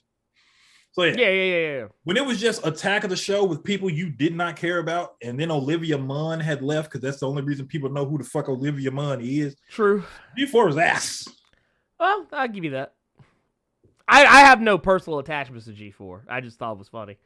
Wait, because old girl just recently went off. Who is old girl? Oh, they're talking. Okay, all right. They're talking about. Her name is Indiana Black. That's not a real name. That's her name. That's a Black and Mild ripoff. No one buys. Don't do that. That is okay. Well, all right. Do you want me to call her by her screen name? What's her screen name? I think it's Frost Kieran or something. I don't know. I've never actually heard anyone say her actual screen name. I just watched the actual video because on the new G4. She went off because I think they were doing a segment where talking about things they wish they could get rid of or things that they don't like. And basically she basically said that she hates sexism in the video game industry, which is not a woke statement to make. Basically she went off about how basically dudes would basically say, "Oh, you're not as fuckable as the previous host." What? Or they would say things like, "Oh, I can't beat off to you the way I used to be able to beat off to Olivia Munn or so on and so forth." And she was like, people say that like it's a compliment, like as if it's not something like creepy or terrible to say to someone. Which, to be fair, it's a fucked up statement to make. Like I would never walk up to someone. Or even, behind a keyboard on someone's live stream, I would never go to that person and be like, "Yeah, I can't beat off to you the way that I used to be able to beat off to your predecessor." I'm gonna tell you right now, honestly, that says more about you than it does about the person you're saying it to. But that's neither here nor there. But yeah, some people are mad that she went off about it. On the show. I think it was like maybe 2 or 3 days ago or something like that. I forget exactly. I don't once again, I don't actively watch G4, and that's even with Xavier Woods being on it. And now, little secret, I actually applied to be on G4. Yeah. That should tell you something. And I still don't watch it. I actually legitimately applied to be on the new G4. And I don't watch it. That ought to tell you everything you need to know. But yeah, a lot of people got mad at her for that, and I don't care because it's stupid and it's like, I don't know. Some people lack self-awareness. There are people who lack self-awareness and they say stupid shit and then they wonder why people don't like them or why people feel the way they feel about things. But yeah, it is what it is. But I mean, look, I don't even want to go. I'm not even going to address that because I don't even like that statement. Anyway, moving on. Yeah, Carter, did you know the reason? Did you know the reasoning? And honestly, I think it's the reason that I think we all kind of saw the writing on the wall. But Vincent D'Onofrio, the actor who plays Kingpin in the Marvel Cinematic Universe, has revealed why Daredevil was canceled. So, as we all know, Daredevil on Netflix, as is every other Marvel Netflix show. Yeah, all of them. Like, remember, like how a show would come out, a season would come out, and then we'd find out about maybe a month later, show's canceled. Like, yeah. I forgot they did that shit. That was so stupid because everybody was holding out because they thought Punisher was gonna be the one that stayed because you Yeah, didn't hear and it anything. didn't. Like, And I then think, like a week later, they're like, yeah, it's gone. yep, a week. Yeah, because I think, what was it? The first one was Iron Fist. Iron Fist. I think Iron Fist got hit first, then Luke Cage, Yeah. and then Jessica Jones and Daredevil. Punisher was the last one, and like literally like a week or two after the show came, the second season came out. They're like, yep, Yeah. not coming back. But no, Vincent D'Onofrio says in a I believe this was a interview he did with Marvel News Desk. Basically came out and said that he's kind of always known the reason why. He actually says a lot of the people who worked on Daredevil knew the reasons why. But he said that he says basically, I don't think any of us, in response to the show being canceled, said I don't think any of us were okay. He said I think that we were like, oh, okay, we had a hit show and now it's gone.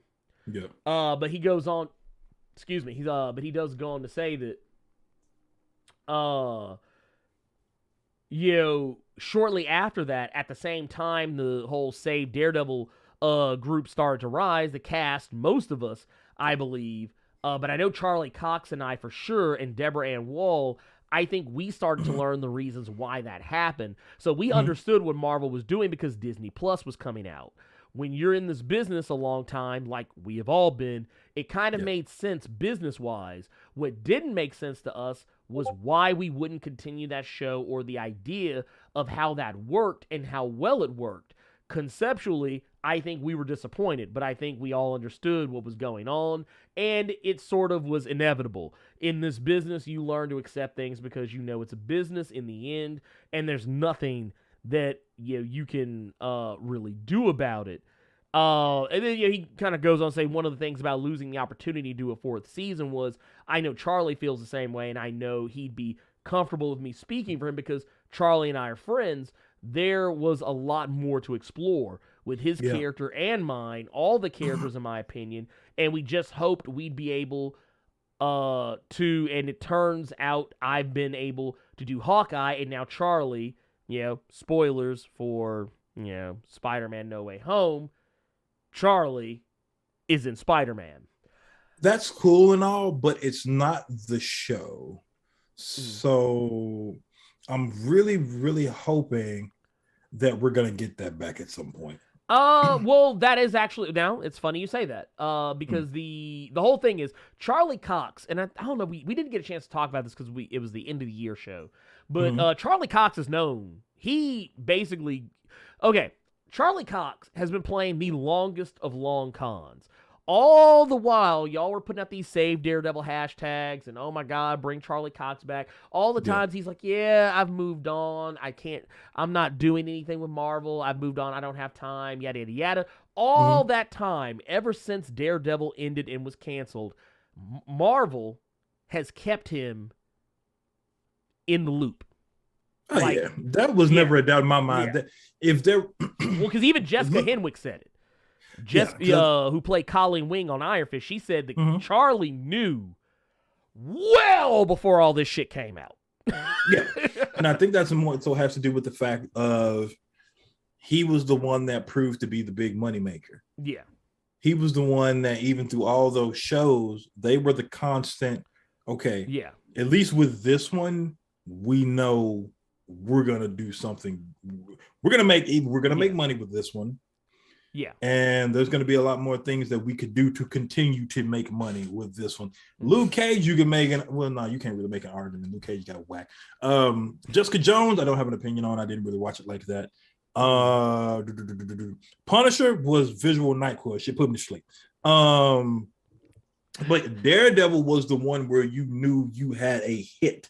So it doesn't surprise me. I think he always knew that if anybody had a job in Marvel from those series and stuff like that, Charlie Cox had a job. Oh, yeah. Well, I think some of them also got the same offer, but they also took other roles and things of that nature came up, so on and so forth. But the thing to really walk away with this is just knowing that, so we know that the Echo TV series is moving forward. They just got writers and everything lined up. Actually, writers who did work on Daredevil, if Yeah. I'm not mistaken. But so with that out of the way, the idea is that they are going to, in some capacity or another, try to continue the Daredevil series in some way. Now, the reason why they didn't do it is because there was a clause in the contracts. And I don't know if Vincent D'Onofrio knew as much, but there was a clause in the contracts that basically stated that that Marvel could not do anything with these characters. I think there was like a 2 or 3 year clause on it. Like, there had to be a gap in time. And it just so happens that gap in time kind of coincided with the release of No Way Home and Hawkeye and all other stuff. So if you ever had kind of wondered that, that's basically what was going on there. Also, I guess, and without really going too deep off into the weeds about it, not going to give the news and rumors of the extensive reshoots that are being done with Miss Marvel. Not going to give that shit the time of day because they do reshoots with everything. Marvel does extensive reshoots with every fucking thing they make. You just don't hear about them all the time. I think I actually remember reading somewhere Iron Man, the first Iron Man, had extensive reshoots. Infinity War, Endgame, extensive reshoots. That's just part of the business. It just so happens we know more about when it happens. So it's not that big a deal.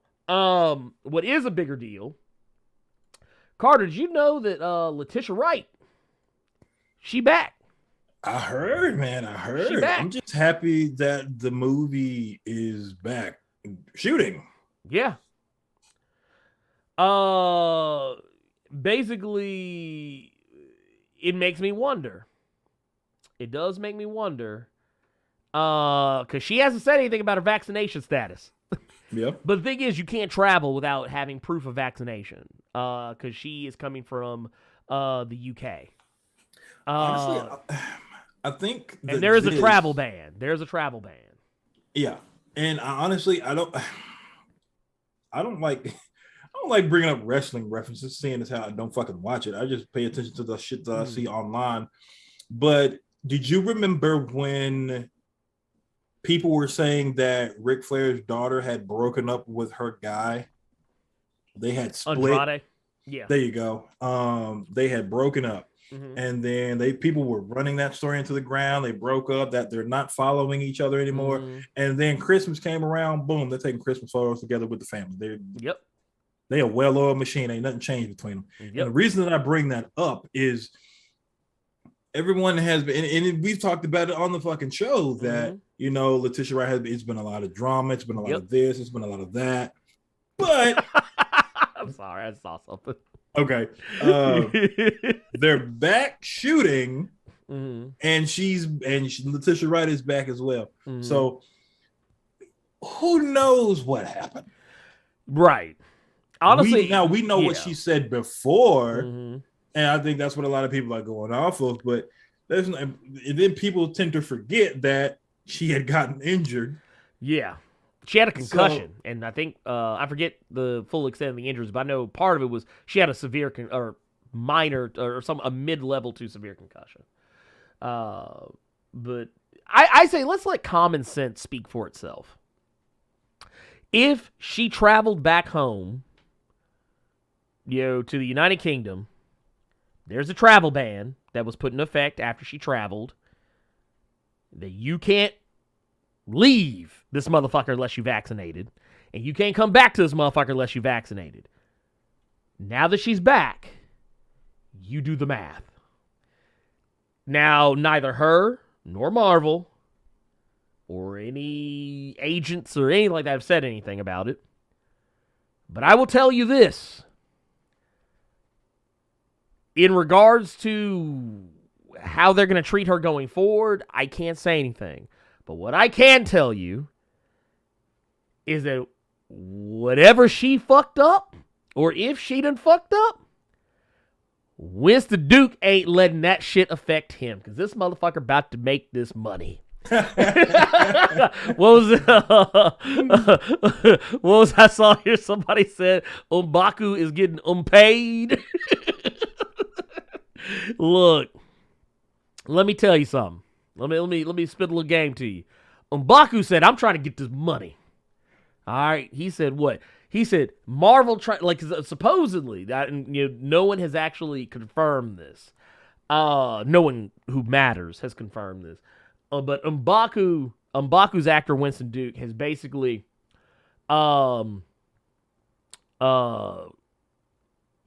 a huge increase, a raise, as they were, for his return to Black Panther, because he is supposedly getting a expanded role, not just in Black Panther Wakanda Forever, but apparently in the mythos of Black Panther as a whole.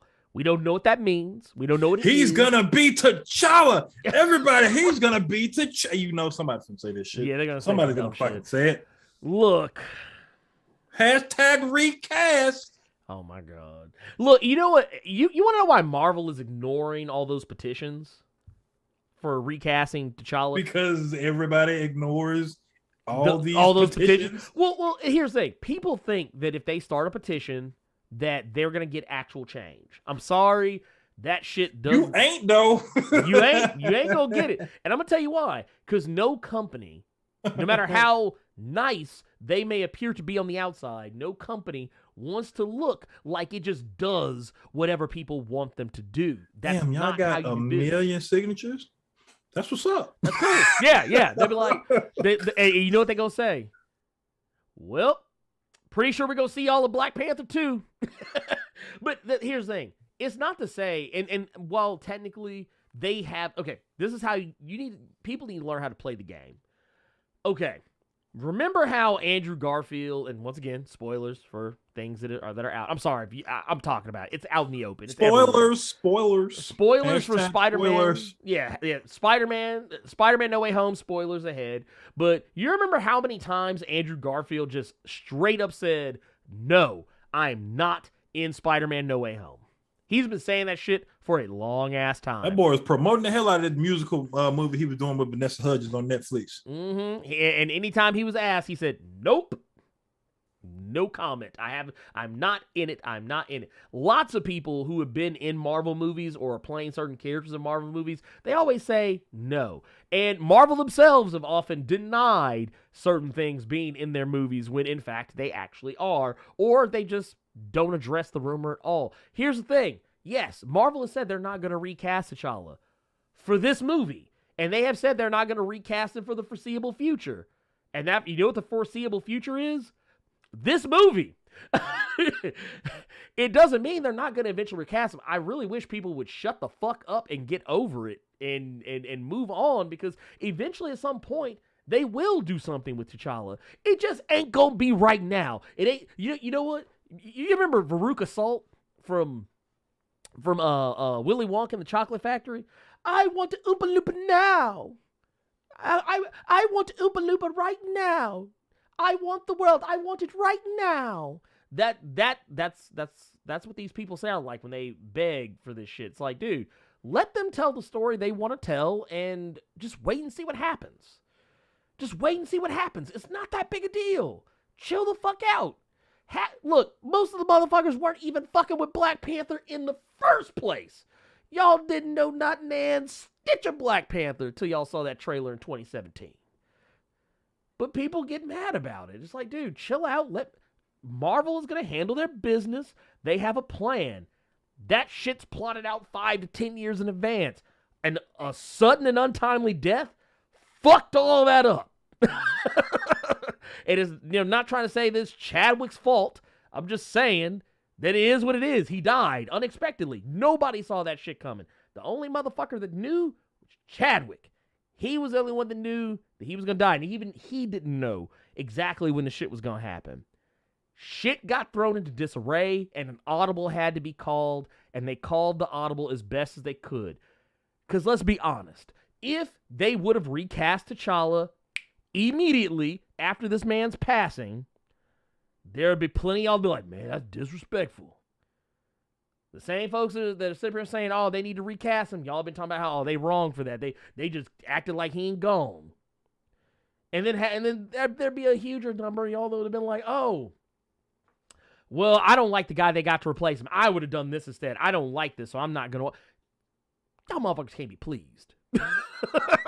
So honestly, Marvel did, what I would have done and not try and please anybody and just be like, nope, we're just going to do this shit the best way we can and be done with it. And that, honestly, was the correct decision, whether people like it or not. So there you go. That's my rant for the week. I'm just so tired of it because I get that shit in my DMs all the time. Man, they need to recast Charlie. You need to change your mind about them. Now recast Charlie. I don't need to do shit except stay black and die. I knew that was coming. Look, I don't got to do a goddamn thing. Stop telling me I live my life. Anyway, moving on. Carter, did you vote for your favorite X-Man to be in the X-Men vote? No, because Cable wasn't in it. Plus, I didn't see the Sentry in the next vote. Because he's not a mutant. He was a goddamn horseman. That don't mean shit.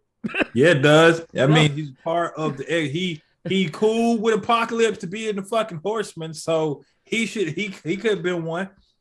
Namor been a goddamn defender since Stan Lee woke up out of his daddy, and he was an X-Man's. Yeah, but Namor's a mutant. Since like 2010. Actually, no, before that. He was a mutant before that. He was actually a mutant for a while. Namor, that boy was on Fantastic Four, whack-ass cartoon, which had a terrible theme song, by the way. Getting his ass whooped. Yeah, Imperious Rex this. But no, so apparently, got some news regarding the X-Men vote.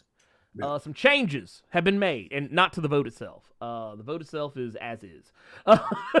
But basically what happened is they're changing the way they do the Hellfire Gala in the future. So this year, I did see this, yeah. June 2022, this year, the year of our Lord of the Rings, they're not going to do a whole thing where it's like, last year it was spread across multiple different comics, across the X line. They're not doing that again. They're actually going in a different direction. It's just going to be one comic. Okay. One comic, that's the Hellfire Gala. You don't have to read all these different things to see what's going on with. They'll probably still have little setup stuff with the Hellfire Gala, like as you lead into it. But it's not going to be it's not going to be exactly the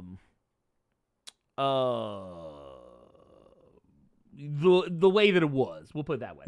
Jerry Duggan even came out with a tweet saying X-Men vote ends soon, which I think by the time you see this, I think it ends today. Or it may already be done. I don't know. Anyway, point of the matter is, he says you'll see more of all the candidates, whether they win or not. We let you in on the vote because it's fun. Please go easy on each other. It's a cruel world. Be kind and read the X-Men Hellfire Gala one-shot to learn who won. Basically, he said that because people have been rather unkind and very incendiary online. I've even been a part of it, but just more speaking towards the people who are taking the shit way too seriously. But basically, people are upset because, as I remember it, and I could be wrong, I could be very wrong, basically the Hellfire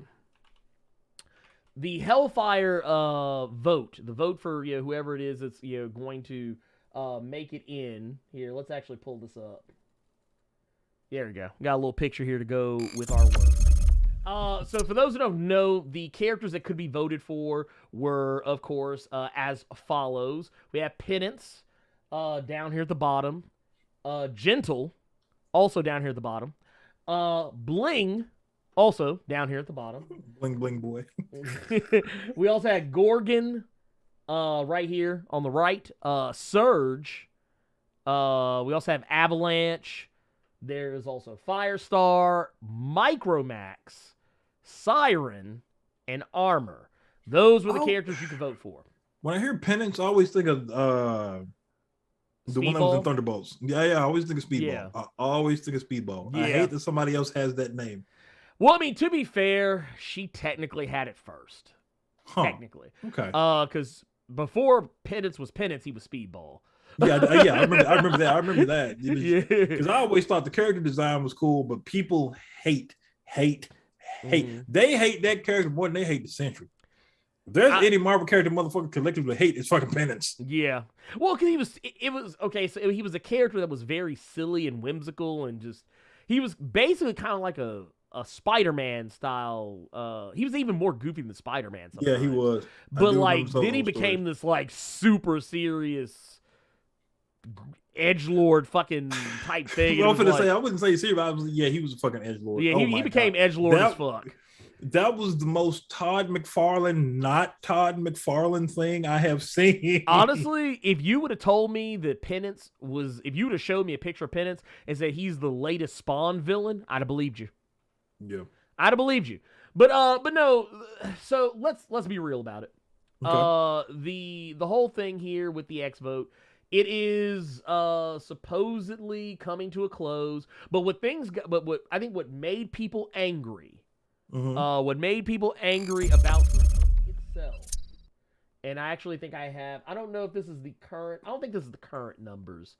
I'm actually going to see if I can find the current numbers. Let's see if we can pull it up here. But no, Marvel had posted a picture recently that was like it was the standings of where everyone was at. Okay, the X vote is closed. It actually ended on the 13th, so yeah, they're done. But yeah, neither here nor there. But yeah, one of the things they posted, and here it is right here. I got it pulled up. Where everybody was at on the final day of voting. So you see here, this is the order. So if you see the numbers here, this is literally the order of how people voted for. So Micromax was dead last the entire time. You want to know why? Because nobody knew who the fuck he was. Nobody realized he was a character that used to be an OG Excalibur. Bling was not too far ahead of him, which I thought was sad. I actually like the character Bling. I just think she has the misfortune of having an unfortunate name. And I've said as much when I did my video for her. Siren not being that far ahead of her either. Gorgon being not too far ahead of Siren. And I think because people just don't understand who Gorgon actually is. Avalanche, who I don't think most people even realize who Avalanche is sometimes. A lot of times people forget. I think a lot of people know him, or they know Avalanche from X-Men Evolution. Or I would even say I actually know it probably more so from Evolution. I knew him more from the comics and the animated series from the 90s because he was in that. Okay. Though he didn't get a lot of speaking roles. Gentle came in at 5th place. At least we don't know. This isn't the final vote, by the way. Yeah. This is just where everything was at the top of the final day of voting. Yeah. Gentle and Surge were kind of neck and neck almost. And with Armor and Penance being, there's a wide gap between them at 2 and 3. Because basically we see these percentages is how much they went up in the last day is basically what we're going at here. Firestar was the character that was at the very top, and a lot of people were upset, and I understand why. Carter, do you know why people were upset? No. So this is going to be news to me. Okay, so I don't know if any of you are aware of this, but the current X-Men roster is incredibly white. It's Cyclops, Marvel Girl, Jean Grey. You've also got Rogue. You've got Wolverine, and Polaris, who was voted in through the X vote. The only characters of color on the team are Sync and Sunfire. Now, Carter, you're probably asking yourself, well, why would anyone want to add Firestar to the team? We already got a Fire dude on the team. A lot of people are asking the same question. That was actually the most common thing I saw people talking about in regards to Firestar. Because just like kids love chains, kids love fire. Yeah, kids love fire. Well, here's the thing. I actually was joking with somebody about this on Twitter, was that it's funny that you would want to have the one mutant on the team who has fire powers added to a team that already has a mutant with fire powers, and the mutant you're trying to add to the team has fire powers that could actually fucking hurt you just by being near that shit. Because a lot of people don't know this about Firestar. She doesn't control fire, actually. She controls microwaves. So basically, which, I mean, to be fair, I like the character Firestar, but my love of the character stems more towards New Warriors, when she was on New Warriors back in the 90s. I didn't really give a fuck about her being on Spider-Man and His Amazing Friends, and I didn't really give a fuck about her after she wasn't on the New Warriors, because Marvel didn't give a fuck about her either, because they didn't put her in anything.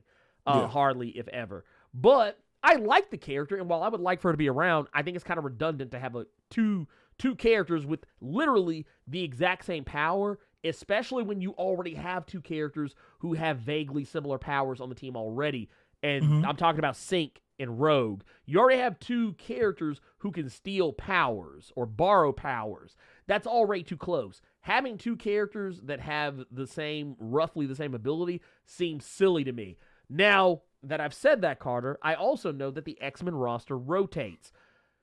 The other reason why a lot of people have a problem with this is because that means if they bring this motherfucker in, that means they'll very likely move Sunfire off the team, which means you're taking away yet another person of color.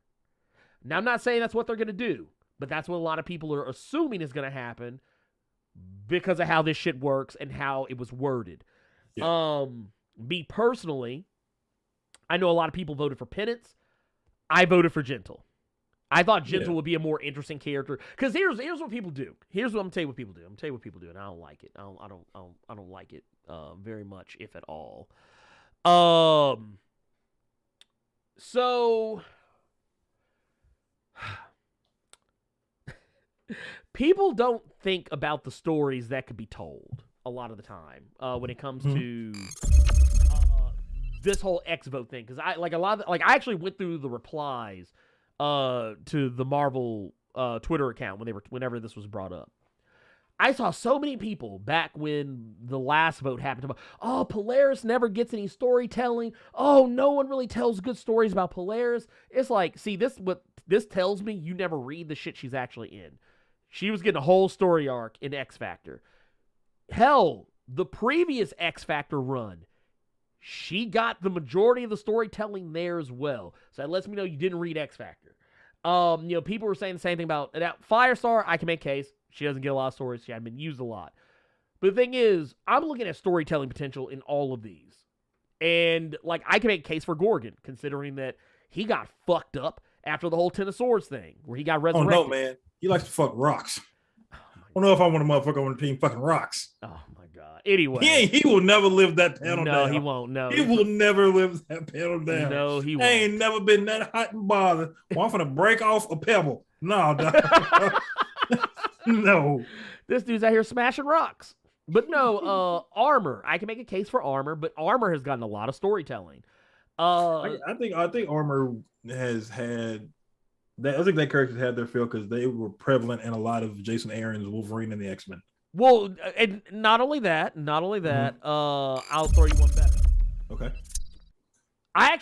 So when the original X Vote came out, do you know how many comics Armor has appeared in?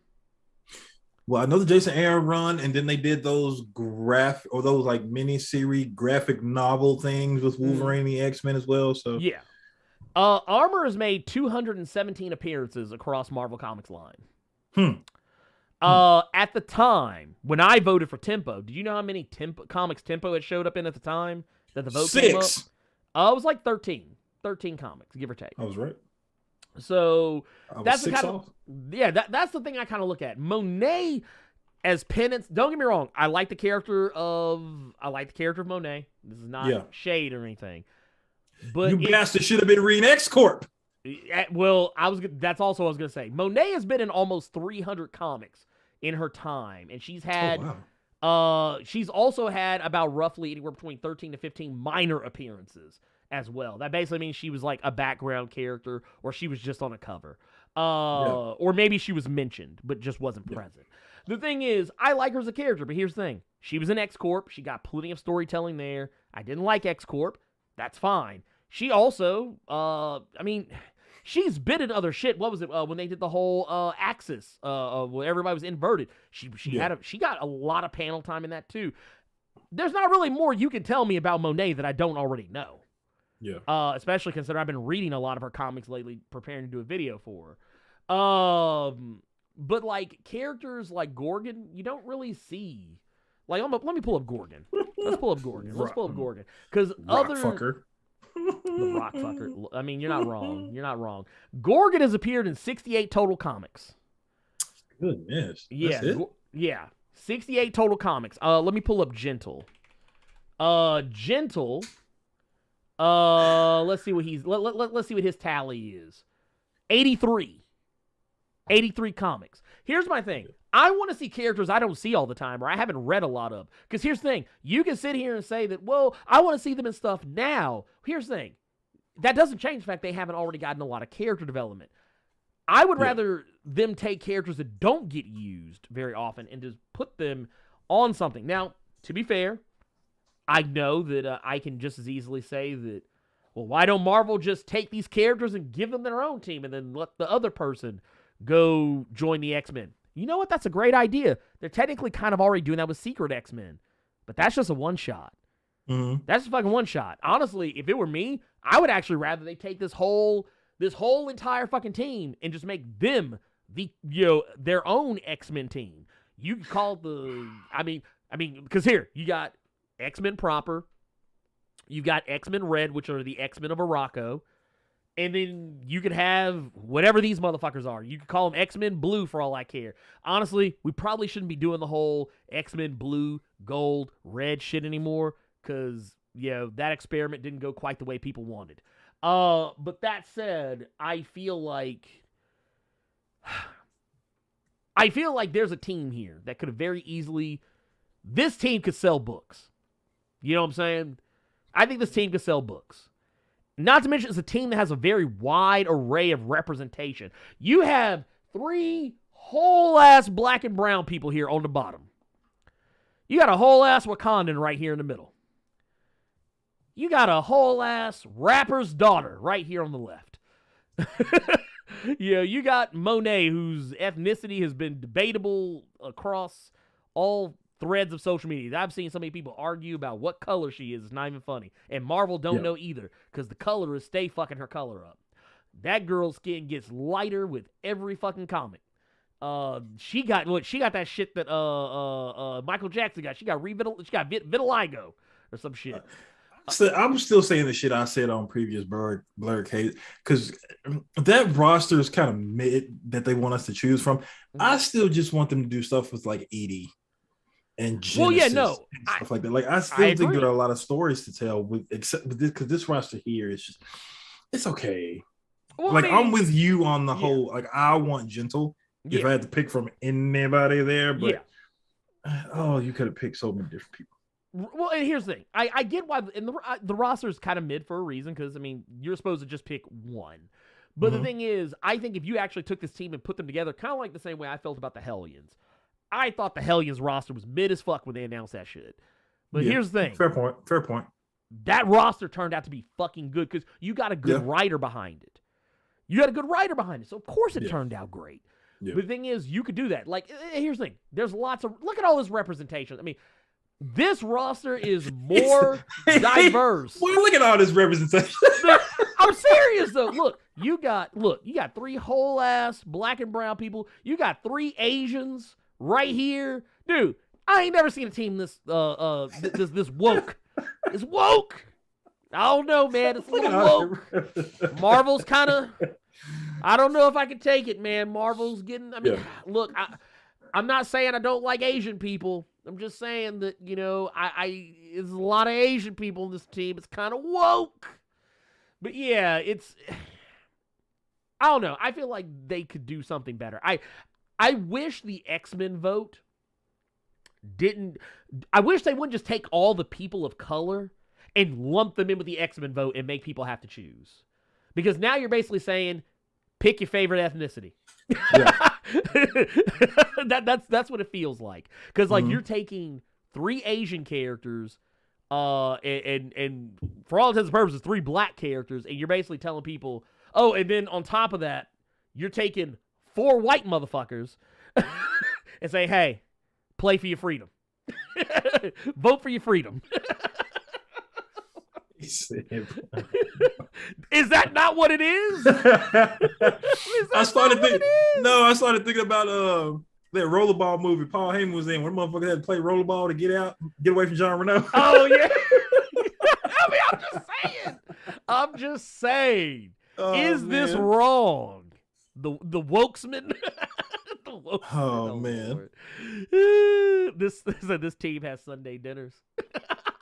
Look, they have the family ex-activists. Dude, I'm just you know what they call it? They call it Active X. That's God. That's what they call it. You get one person of color. Now choose. Like, here you go. Look here. You know what they do? You know what they do? They take, like, if this cup was filled to the brim with representation, they would really come to you and be like, all right, y'all get one sip. That's all you get. Yeah, you have one sip. Here you go. That's too much. That's too much. You was only supposed to get a sip. Gonna get mad. I didn't even get a sip. It was just the ice that touched me. See, me and Tubes on the same. We was on the same page. The Activix. God. I mean, look. Okay, I'm gonna tell you right now. This is what I would have done. Look, it's kind of the same way I talked about. Me and Carter. We talked about this with Spider-Man, right? You can have all 3 of these motherfuckers run around Spider-Man, which apparently they are actually about to do, coming up here soon, because Peter Parker is about to be back. Ben Reilly is going to be somewhere else in Hollywood being Spider-Man. Miles is going to be Spider-Man. Wait, is that true? Yeah, no, that was something they teased in Timeless, and in Timeless number 1. Ben Reilly's going to be moving to Hollywood. Peter Parker is about to be back because they're about to do the whole, the Savage Spider-Man, because he had that whole radioactive thing and it's fucking him up or whatever. And then you got Miles Morales. This is something I've always said. You can have Peter be the Amazing Spider-Man. That could be the Amazing Spider-Man comics. You have Ben Reilly. That's your Spectacular Spider-Man comics. Then you have Miles Morales. That's your Ultimate Spider-Man comics. That way, everybody gets to be Spider-Man. Everybody's happy, and you can just read whatever the fuck Spider-Man you want. You don't have to be like, I don't know. You can walk and chew bubblegum at the same time. It's okay. You can probably walk, chew bubblegum, and think about sex at the same time. It's very easy. But then with this, you could have your, and once again, I'm going to use it just because it's easy. Actually, no, take that back. Here's what you do. Remember back in the day, Carter, we used to have Uncanny X-Men, and you had regular X-Men. Here's what you do. Here's how you get your distinctions. You can have your Astonishing X-Men. You can have your Uncanny X-Men. And then you can have just regular X-Men if you want. I mean, I'd be fine with any of that. It just, like, I feel like I'm not trying to be low down here, but I just feel like the people who are doing this, I feel like they're just not thinking clearly about what they should be doing. That's what I'll say. And that's all I'll say about it. I'm tired. I'm tired of it. Yeah, I really feel like with this new initiative that Jonathan Hickman did, I think this could have been a way for them to not move away from the X-Men that people know, but it'll be a way for them to put eyes on newer people.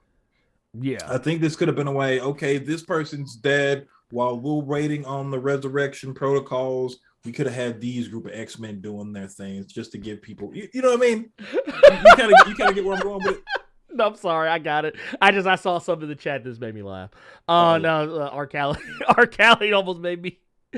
I almost snorted. I just saw. Okay. No, he said Prodigy not thinking about talking about Surge. You know, Prodigy and Surge used to be a thing back then. He said Prodigy not thinking about her. He traded back shots with speed. Lord, I'm done with y'all. I'm done with y'all. But no, okay. You know what? here we go. I got something, Carter. I think that me and you both can enjoy. Guess what's coming out? What was it? April 6th. Oh no, it's not April Fools. This man. No, what's coming out April 6th, sir? We are getting another House of X. How many houses we getting? The House of Hickman built. Man, they rent high as hell over there, boy. Real estate is wild man, in Krakoa. You ain't lying. But no, okay. Actually, what we're getting is we're getting X-Men. What it's actually called, it's technically X-Men 92. But it's going to be called House of X by way of XCII, the Roman numerals. Which basically is House of 92. If you're wondering, if you're curious, if you start singing 1992 now, I am leaving. Don't give me any ideas, Carter. But no, this is a new comic that's going to be written by Steve Fox with art by Salva Espin. The boxer from Tekken, Steve Fox. I'm sorry. Yeah, shit. Anyway, no, basically what they're doing is this is an alternate story arc. Basically what they're doing is taking the X-Men of the 90s and doing a what if House of X started in the 90s. I would read that. Yeah, that's basically what it is. That sounds dope. I would read that. Dude, basically what they're doing here is basically they're taking it back to the old Jim Lee, Chris Claremont, that X-Men #1. Basically, we're going back to X-Men #1, Jim Lee, Chris Claremont. That's basically the timeline they're going with, and saying, what if something like this happened now? Basically what they do going into this, the writer, Steve Fox, says, getting the opportunity to pay tribute to such an important era in mutant history 30 years later, and to remix the franchise, redefining work currently being done by creators like Jonathan Hickman, Teenie Howard, and Jerry Duggan, is the definition of a dream gig, especially with some of the wild deviations we're taking from the source material. If I died tomorrow, I'd be happy, but please resurrect me ASAP on Krakoa. But basically what they're going into here says, in X-Men 92, House of 92, Professor X, Magneto, and a as yet unrevealed, mysterious, long-lived woman will establish a mutant nation on the island of Krakoa. Now, they also make a point to say that in the original House of X, Powers of 10, Maura McTaggart was the third party. But Marvel says this new 1992 era series won't be the story that you know. Yeah. So basically what they're saying is don't expect it to be Maura McTaggart. So it could just as easily be Mystique, for Christ's sakes, because Mystique has been around for a long time. There's a lot of different characters it could potentially be. But yeah, this guy Steve Fox, he's into it. He's into it. I'm trying to think if I've actually ever read anything that Steve Fox has ever done. Now sitting here trying to piece it all together, and I don't think I. Let's see here. You know what? Let's pull it up. Okay, so technically, I've not read anything by this writer before that sticks out to me. Okay. But he's done a lot of stuff. Guy's done a lot of stuff. Seems like a cool cat. He's really into X-Men, so I know that much. I think there's even a point where he talks about having the old X-Men action figures and having he had toys. I had toys. I had toys. We're on the same page. But no, he was basically talking about how he was gushing about one of the toys he had that was his favorite, and it wasn't Wolverine, it was Garrison Kane. I don't know if you remember who that was. That was one of the X-Force dudes. But I was like, that wasn't your favorite. You know good and hell well you wanted Wolverine, but they didn't have no more Wolverine. So your mama got you Garrison Kane. So get the fuck out of here. I know because I was that kid. But anyway, this looks cool. I'm interested. This is more House of X. And it's done in an era that's probably my personal favorite era of X-Men. Yeah. Or at least one of. It's a time when I was actively reading and buying my own comics. So yeah, I'm into it. It's only going to be a 5-parter. It's only going to be a 5-parter, but it's going to start this April. Well, depending on how it pans out, we'll probably be doing some videos about it on the channel. So I'm going to say the same thing I always say about any of the OG like animated series comics they do. I just want to see the Xavier scream in comic form. That's all I want to see. That's all. My God. There we go. Yeah, let's go back a little bit. Yeah. Let's go back a little bit because I know we got some shit. Let's see. Let's see here. Oh, we got one here. SFC Cape Killer with 24 months. Appreciate your pimp. Says they can't recast unless black people, the target audience, push forward, and we ain't trying to hear that, right? Yeah, I mean, like I said, all I want is for them to just tell good Black Panther stories. T'Challa doesn't even really have to be there half the time for that to actually take place. T'Challa is more interesting when he's surrounded by more interesting people than himself. Do you know what rhymes with T'Challa? What?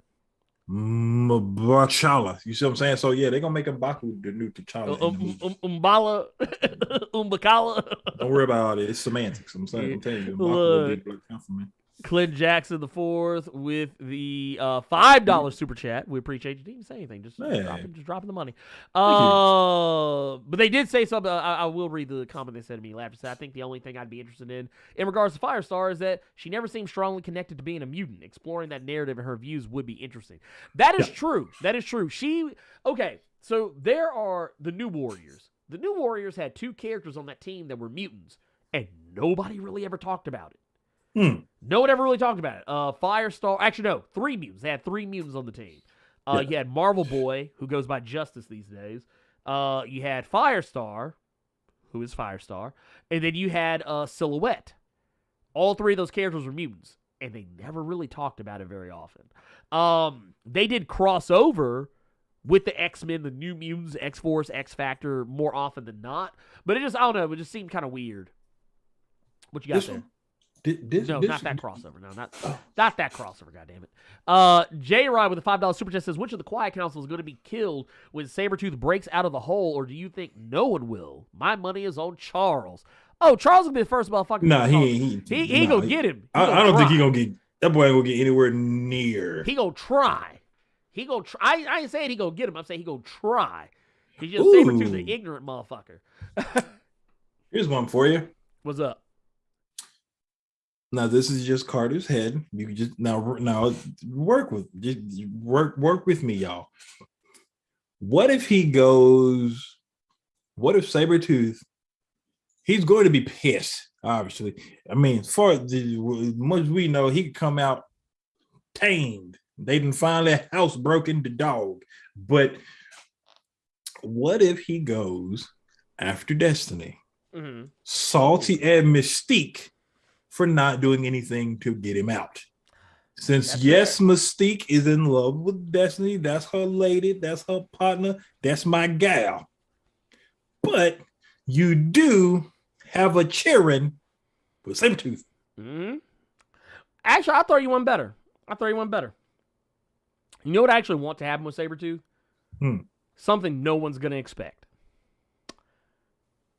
I want Sabretooth to come out that motherfucker acting practically normal. Yeah, that's what I'm saying. They housebroken. Yeah, them being down there so long. Like I want Sabretooth. Remember when Sabretooth come out with the suit? Yeah. With the mink coat and Birdie? That's what I want. I want him to come out. I want that Sabretooth. I want him to show up like shit ain't like he ain't never been down there. Like when he come out, he be like, no, it's all good. Yeah. And I think it would be real cool if like he's a well-behaved child after getting that belt. Mm-hmm. And he got that belt for a long ass time. How long that boy been in the fucking hole? He caught the belt for a minute. Krakoa been popping them cheeks with that damn belt. Vime, ooh, you know what? Basically he catching the switch. He catching the switch. Man. Lord, he had to go pick his own switch too. Krakoa was like, no, give me the good one. Yeah. No, go back, give me a good one. There's one last thing. I kind of want to. I don't really know what to say about it because it regards Invincible. Mm-hmm. I don't. Okay, I want to preface everything I say, and here, let me make sure.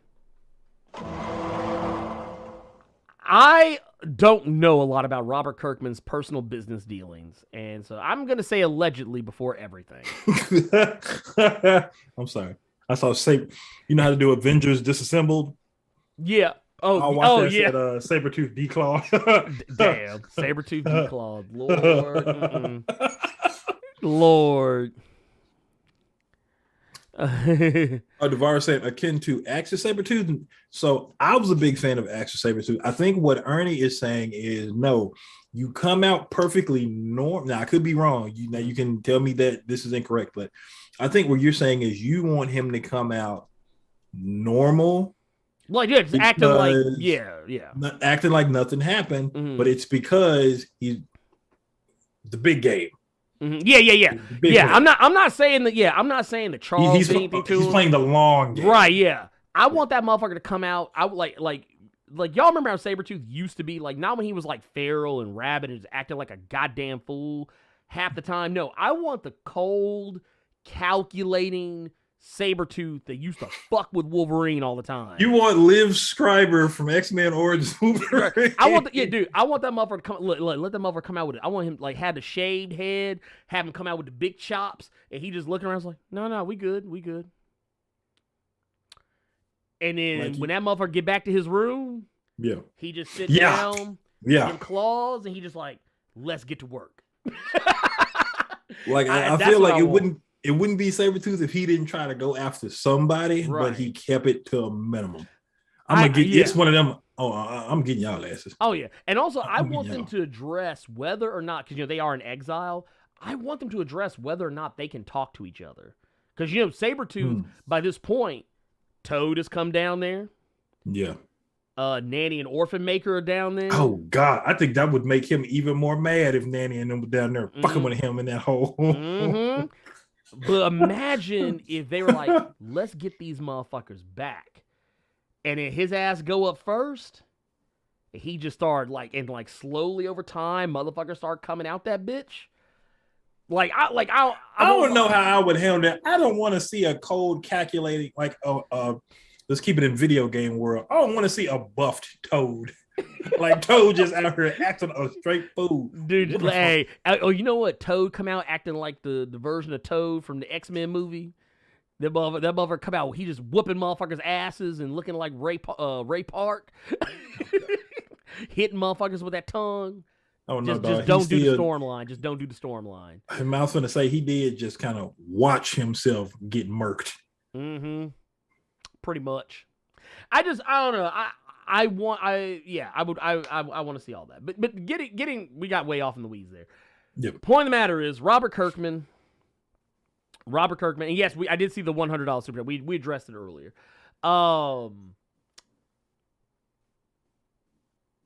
The whole thing going on with Robert Kirkman right now, some may or may not know about it, but one of the artists on Invincible, William Crabtree. Yeah. Basically he's taking Robert Kirkman to court, and he's being very inflammatory.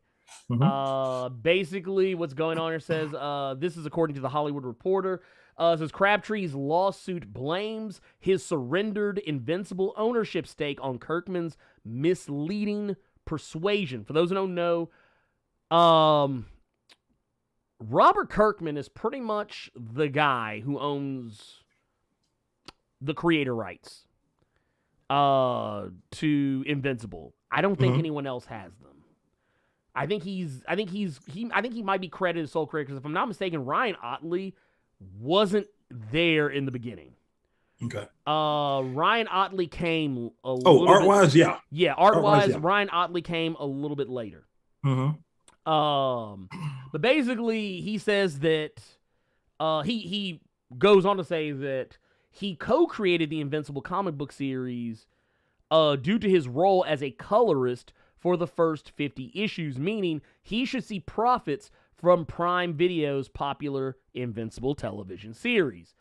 He claims that fraud and deceit has become a standard business practice for Robert Kirkman and is apparently where his true creative aptitude lies. At least that is what Crabtree's attorney has said. Basically, if you're wondering where Crabtree's whole thing comes from, it says that his supposed ownership stems from a purported oral agreement between himself and Kirkman. If he sold Invincible to a studio, Kirkman apparently promised Crabtree 20% of the single sale proceeds and a 10% cut of all generated revenue from commercial exploitation. You know, derivative projects and any allied or ancillary rights.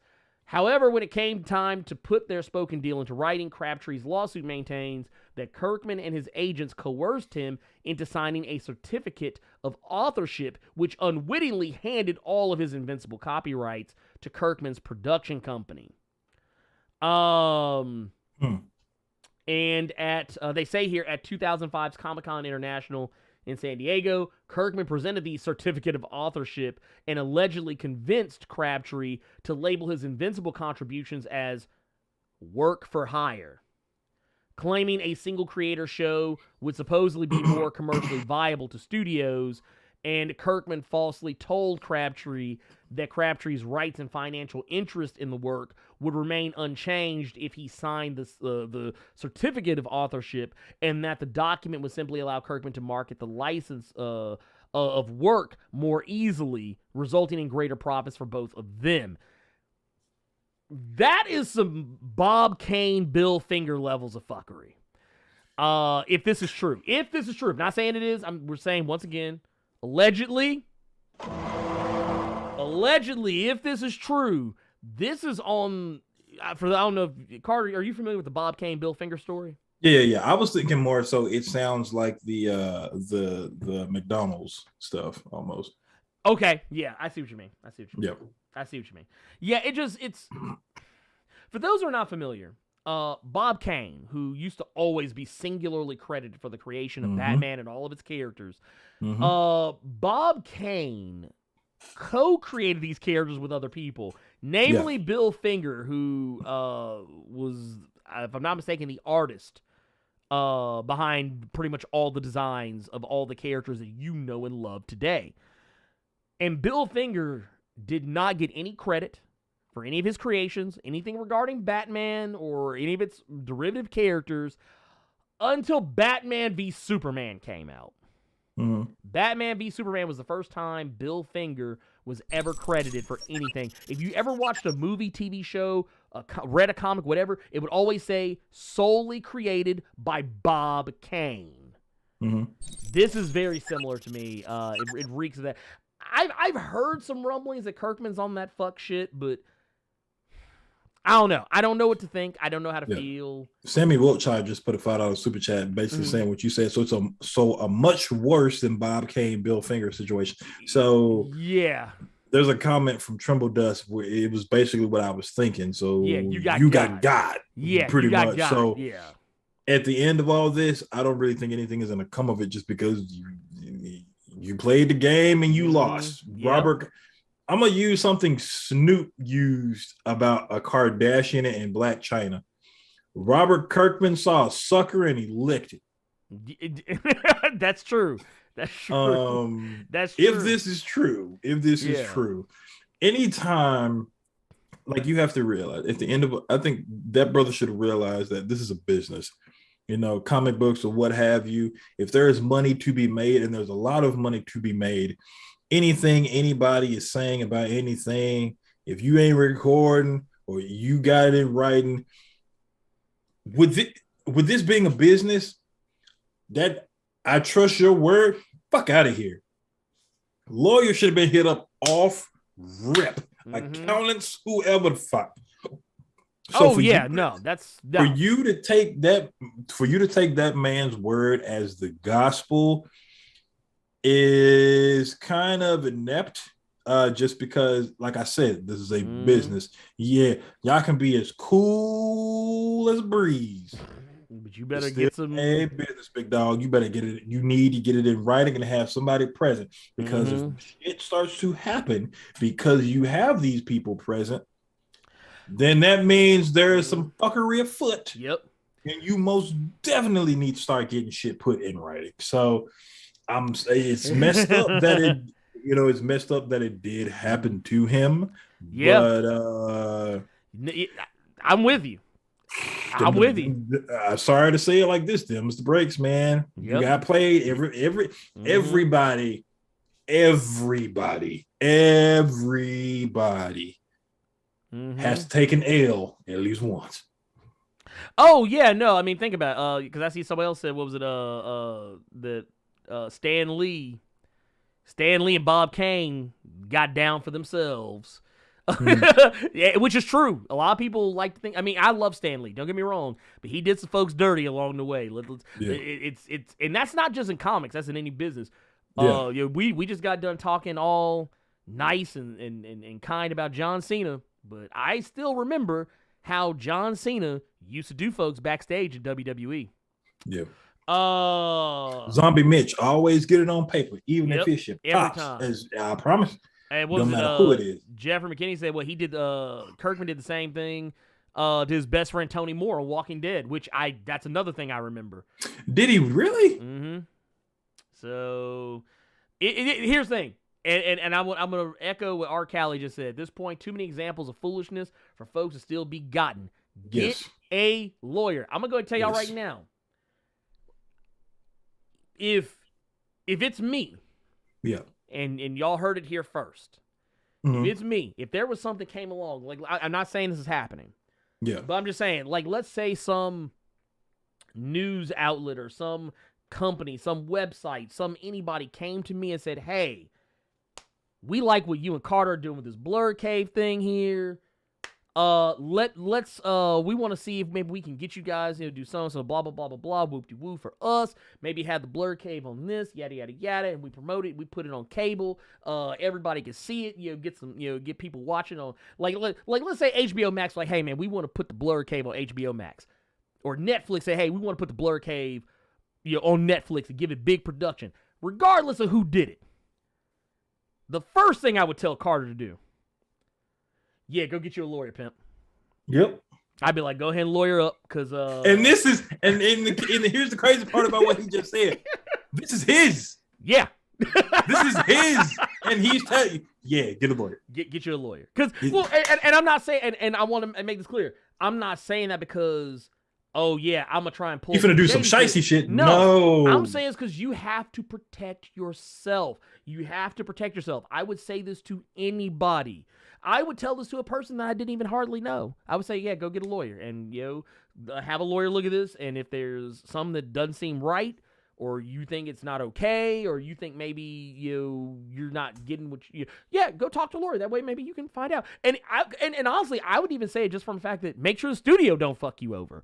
But that's just the thing. It is what it is. If I were working, like, case in point, let's say Carter and I worked on a comic together, and you have her, the breakdown on that is whether it's him writing and I do the art, vice versa, or we do both, or whatever the fuck. Or, Boy, I can't draw. But I'm just saying though. But let's say that was the case. Let's say something like that happened, and then someone came and said, motherfucking Amazon show said, hey man, we like the shit y'all doing. We want to make a TV show out of it or a movie about it. Are y'all down?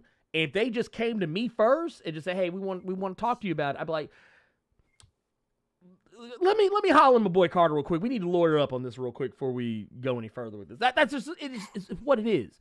Lawyer's not a bad word. I know we've been taught to think that lawyer is a bad word. We think when you see lawyer brought into the equation that, like, something stupid's about to happen. No, here's why lawyers exist. Lawyers exist because, yes, you can Google all this shit and Google the law and find out what it means, but lawyers are there for you because they know the law better than you. They didn't just read a wiki article. They actually had to study the shit. So they know all the loopholes and the legalese, and a lot of times, even if you just recently read a wiki article about law, you can get caught up by someone just using some legalese that you don't understand fully. It's a trap. And that's what they do. So get you a fucking lawyer up, and cut the bullshit. Honestly, I feel sorry for the guy, but he got. You got. So just going back to it, like when it comes to the legal stance of it, there's really nothing there because you fucked up. You fucked up like so. Chuck. This is basically you just saying you realizing you fucked up and trying to see if you can recoup something out of it. It's horrible. It's fucked up. I know, but you got. Another thing I would say is if any company ever came to Ernie and I get that phone call about it and I get told to get a lawyer, oh, I'm selling out. I don't know. Matter of fact, I got this hat on. I look too urban right now. Hold on. Urban. I'm selling out immediately. I don't know none of you. That's why I don't go by Blerd. I am me. Okay, I'm Carter. Okay, hold on. Me gotta unbutton last button. White folks do that. Hold on. Okay. Yeah, there you go. Now you look professional. Matter of fact, we got pop the collar a little bit. Yeah, and I gotta wear some shorts, but they above my knees. You gotta have some sandals too. Put some sandals. Yeah, I don't ever wear socks. socks anymore. You don't wear. That's why you ain't gonna get a lot of money. They don't wear socks. I don't wear socks. This man's gonna be here with toes just out. Yep. Well, I mean, but yeah, once again, he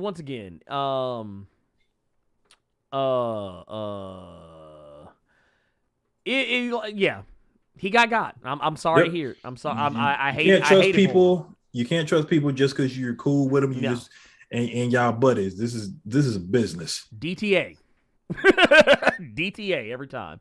Also, want to say real quick too. Gabriel, thank you for that 1999 super chat. Such a show of support to Ernie and Carter. We appreciate you, Pimp. We appreciate you. Also want to say thank you to Jonathan Boda for the 13 months.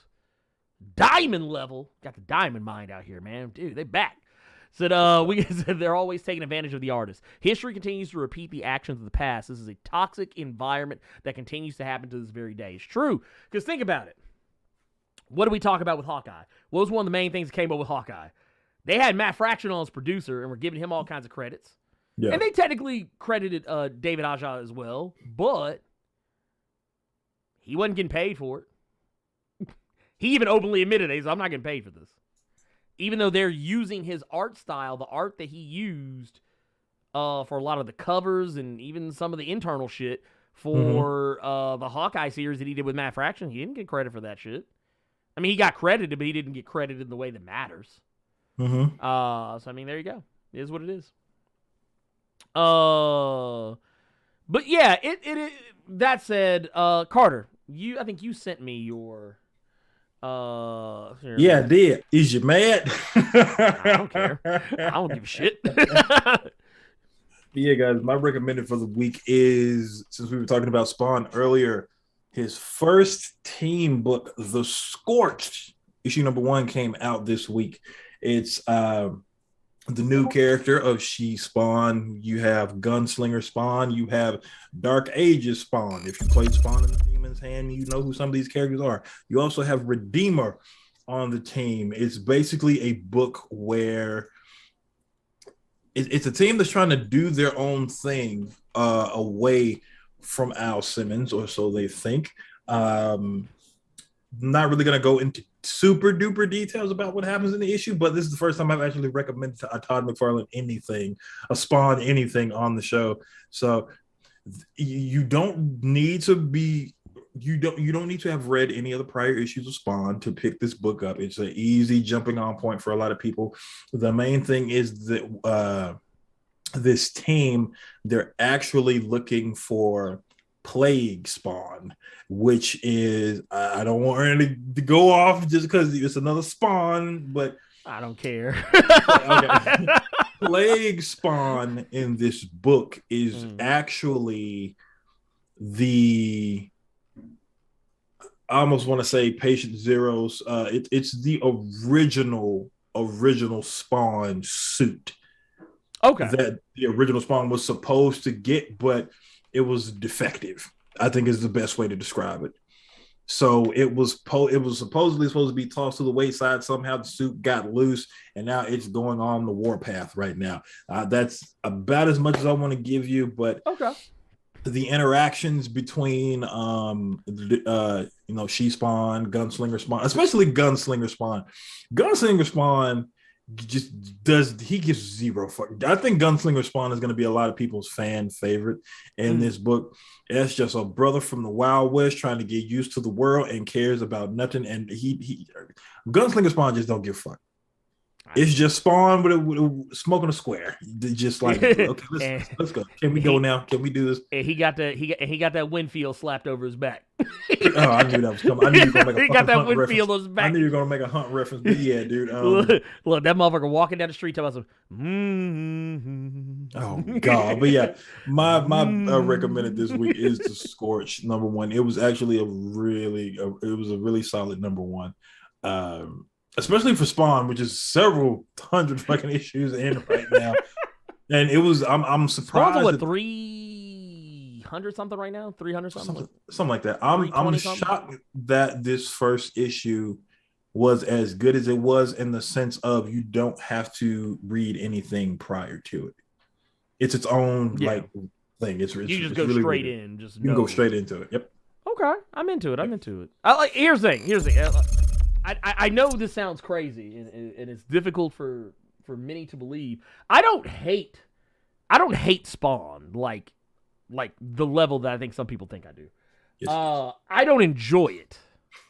I don't enjoy old Spawn, because I just think it's just too edgelord. It's too edgelord.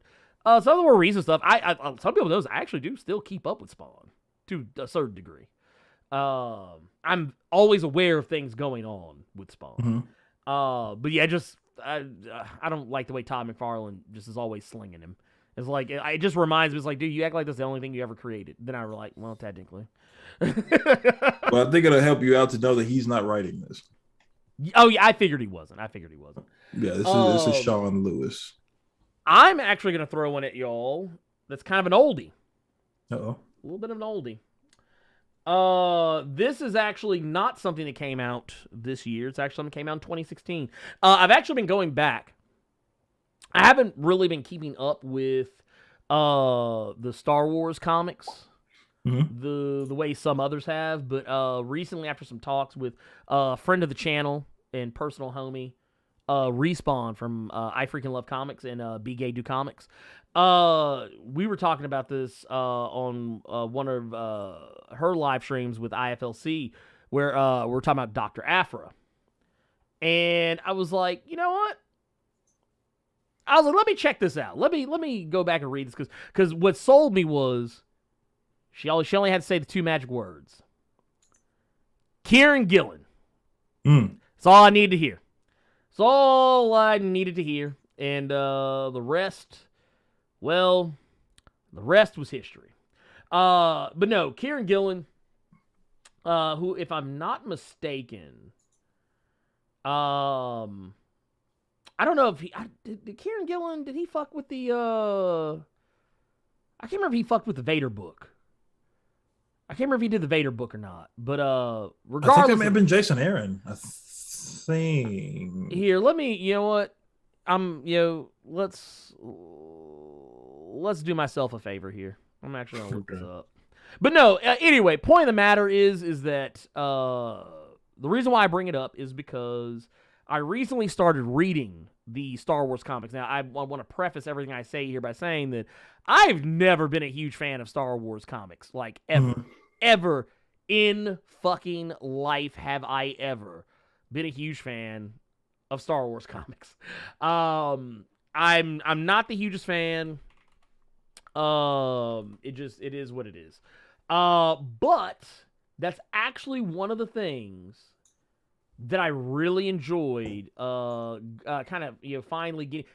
Kieran Gillen did right. He wrote the initial kickoff of Vader after Marvel got the rights to it. So yeah, but Kieran Gillen created, and what made me more interested, because I've also been watching Book of Boba Fett, is that Marvel right now is kind of, not Marvel, but Disney is kind of eating right now off of Kieran Gillen's work.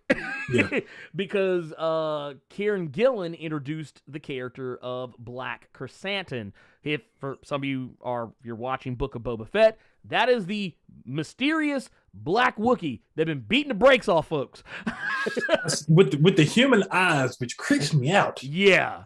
Well, it also happens that Kieran Gillen introduced a character in his Darth Vader run, Dr. Aphra, and she got a spin-off series that's still going strong to this day. Yes, it is. Yes, it is. And I recently started reading it. And because a lot of people were like, oh, well, if Black Chrysanthemum is there, that means Dr. Aphra ain't far off. Because, Black Chrysanthemum, he is typically hanging around. Yeah. But I recently went back reading Dr. Aphra from the, this is the, if I'm not mistaken, this run kicked off, I think, in late 2015, 2016, or early 2016, something like that. But Kieran Gillen, Kev Walker, Salvador LaRocca, this comic is great. It's great. For those who aren't familiar with the character, Dr. Aphra is what she sounds like. She is a doctor. More a doctor in the sense of like Dr. Jones, like an Indiana Jones type of like doctor of like a historical doctor. But she also a scoundrel.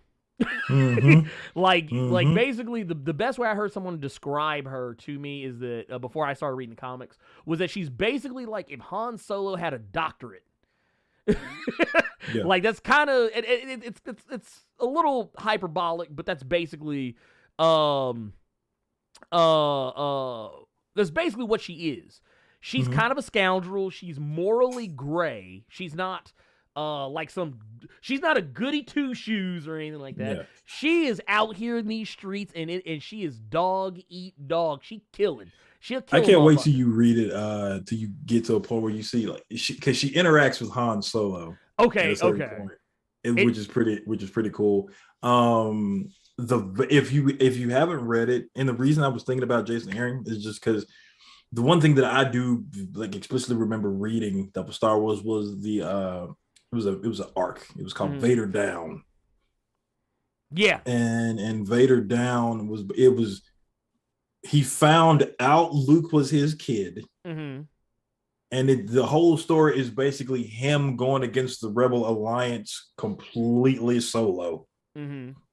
Dead fucked.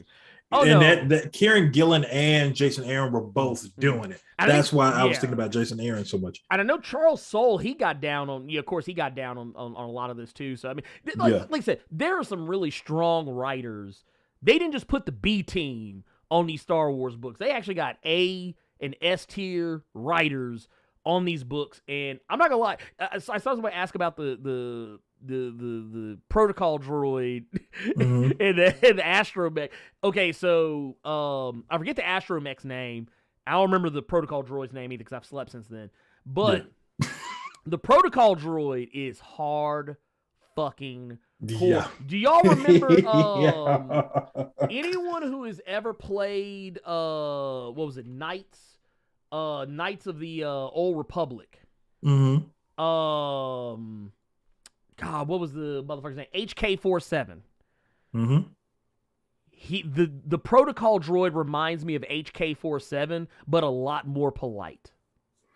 Like if you could take HK-47 and make him a far more polite character.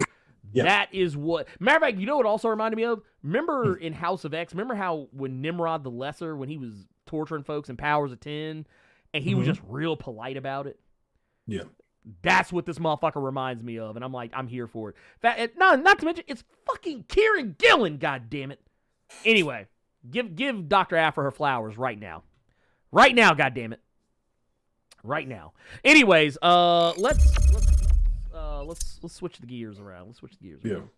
I kind of want to go reread Vader Down now. Dude, yeah, Vader is cold in these Marvel books.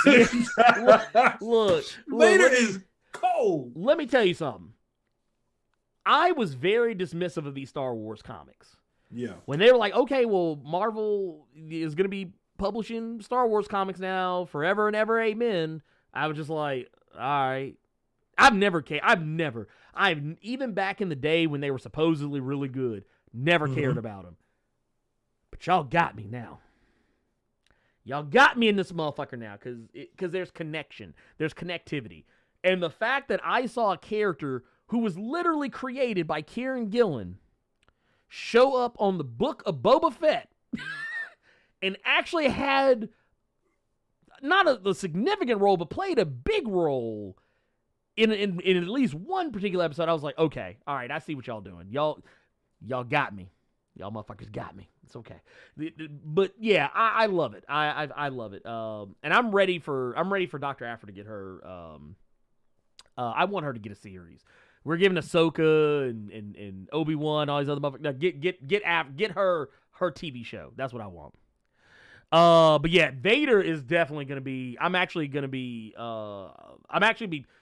I probably should read Vader first, but just Dr. Aphra grabbed my attention first. So I should. Yeah, Dr. Aphra is really, really solid.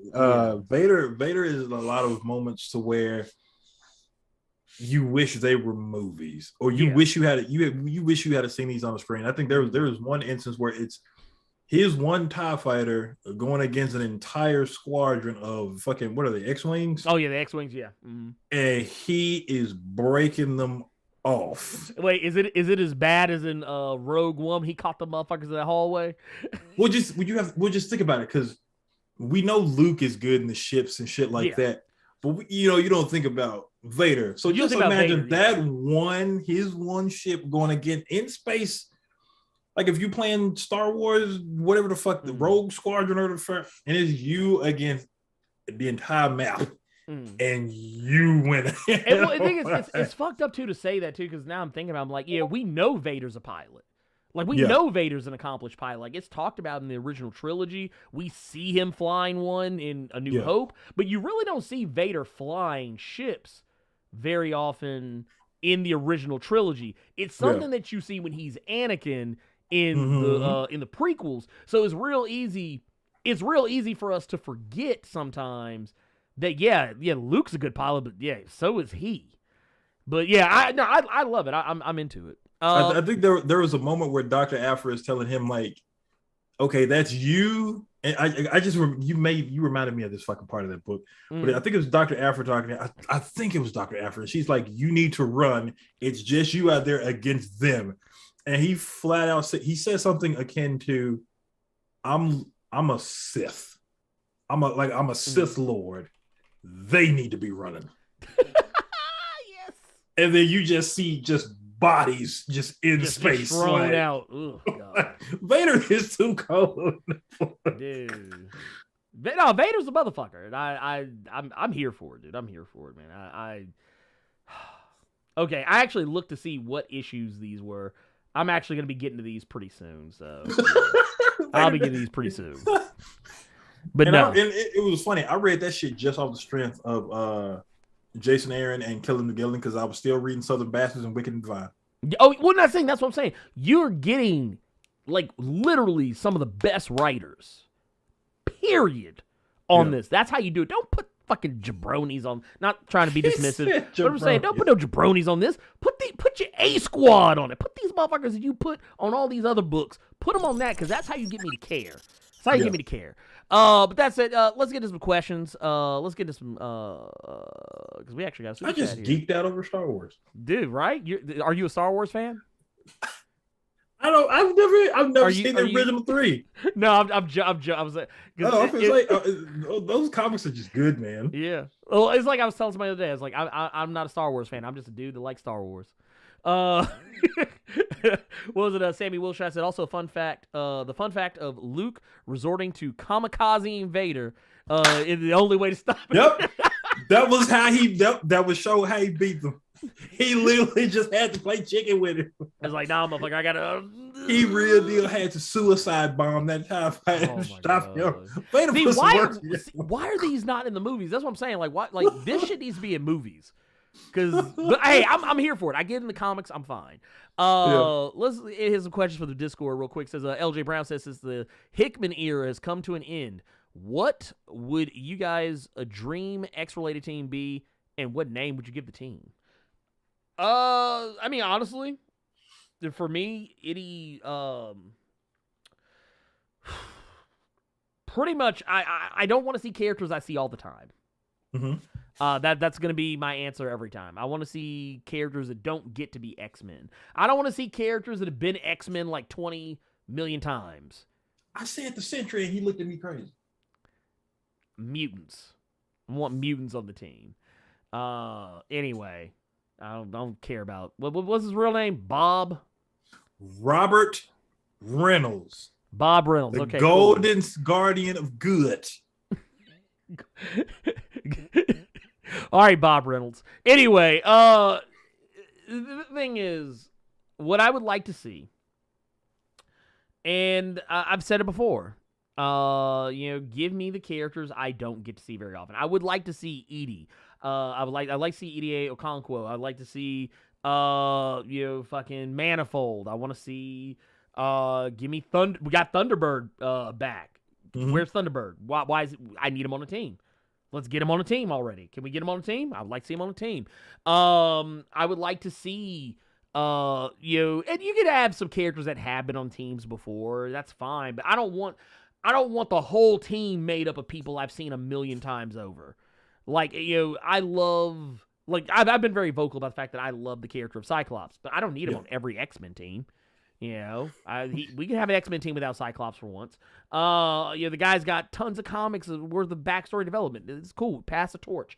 I would like to see more X teams with Laura Kinney as Wolverine, so that's fine.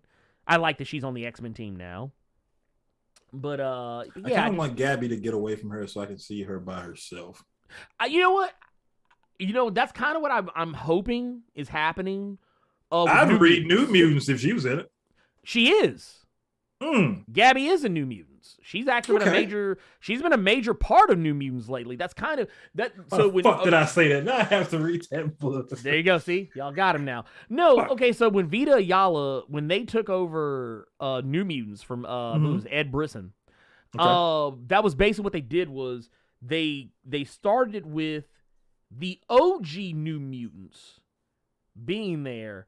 But the OG New Mutants, they're training the next generation of New Mutants. So that's Gabby, Cosmar, who Ed Brisson introduced, a Knoll, Rainboy, and No Girl.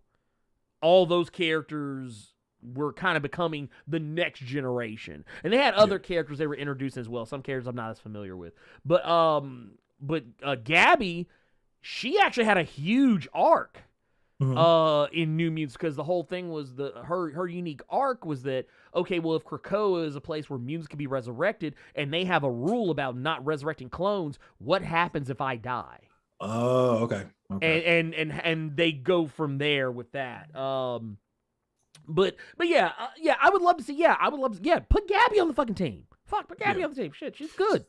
So many people gave me flack when I said Genesis at one point. So many people I got destroyed by people for bringing up Genesis. Dude, what's wrong with Genesis? I mean, I'm not saying Genesis is like the greatest, coolest character of all time, but I mean, here's the thing, and this is something I've learned a lot over the course of the last couple of years.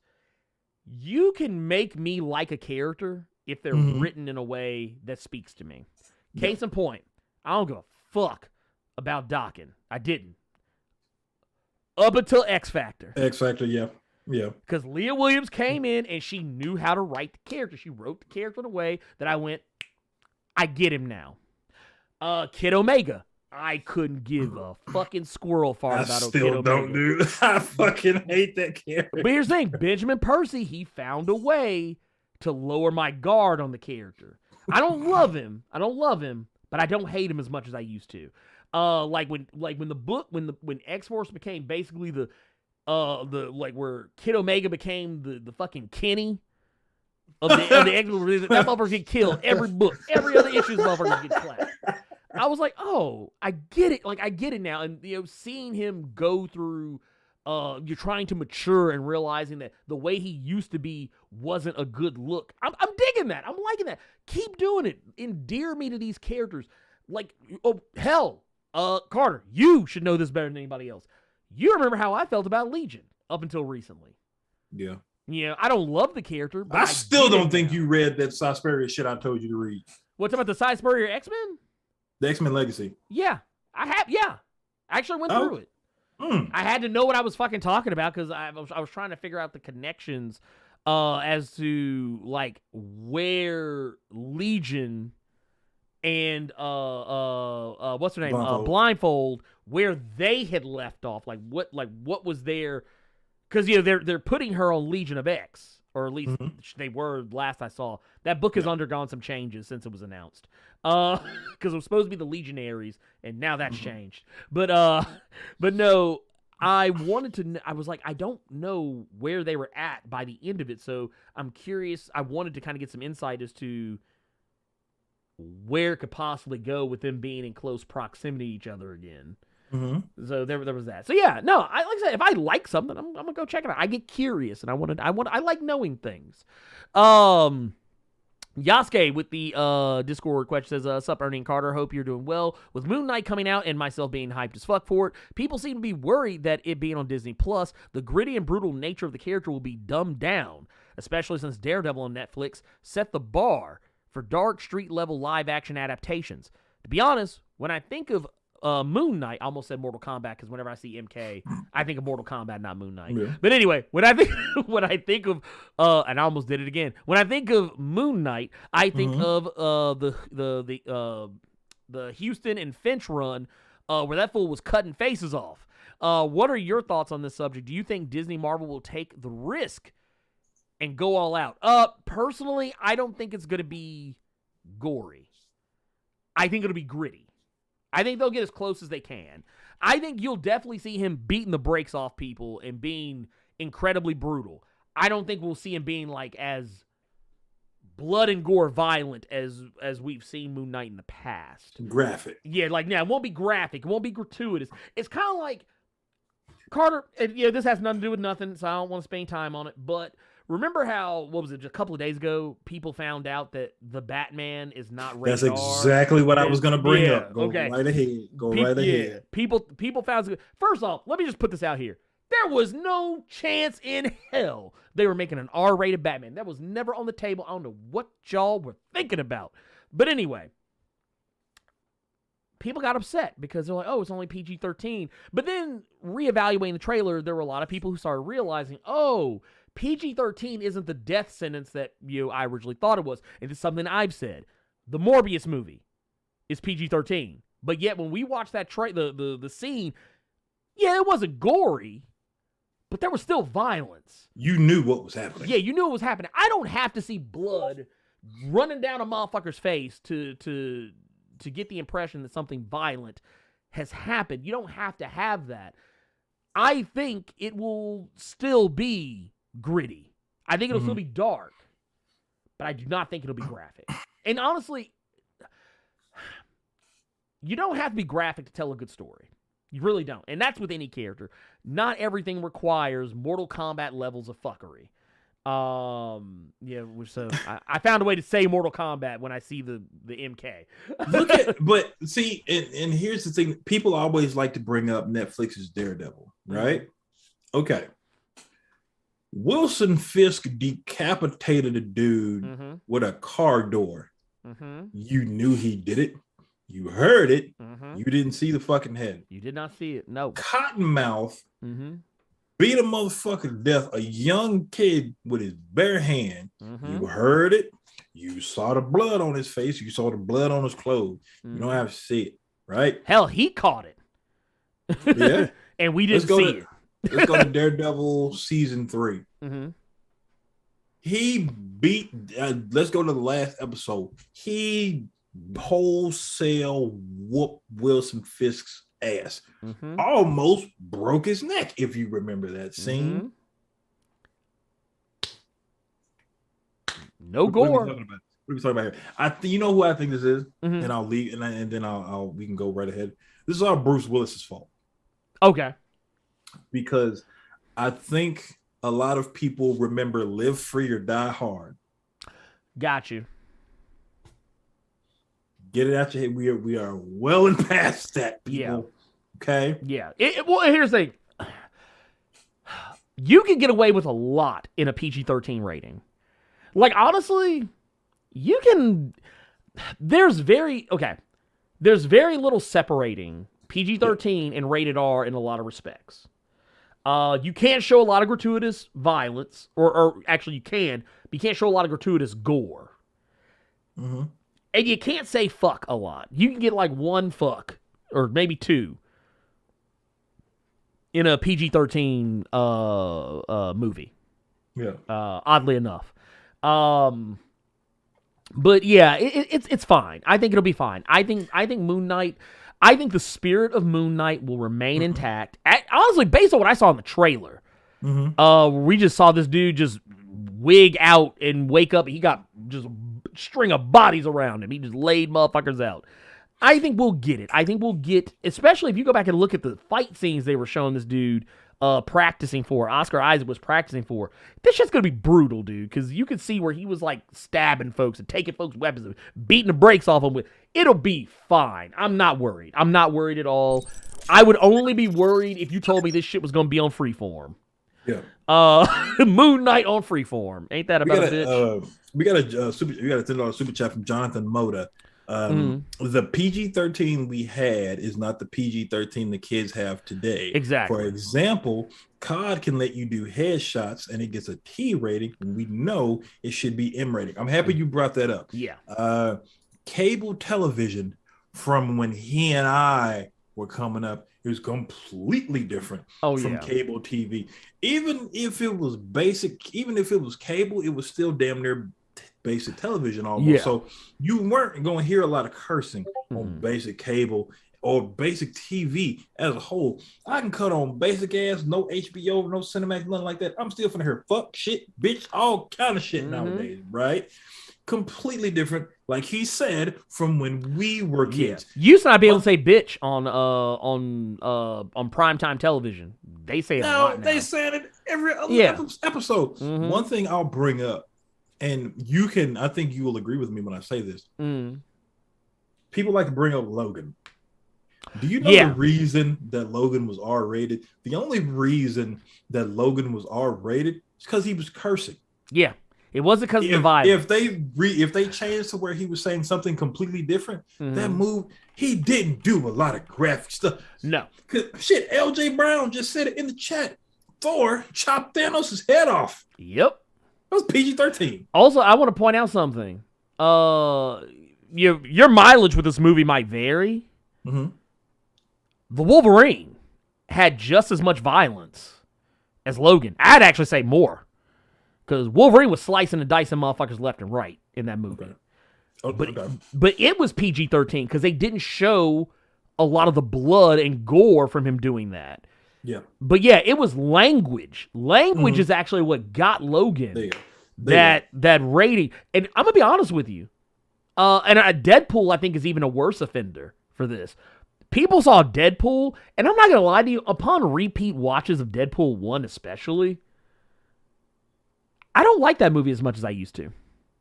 Because it seems like it's trying... You know what Deadpool reminds me of?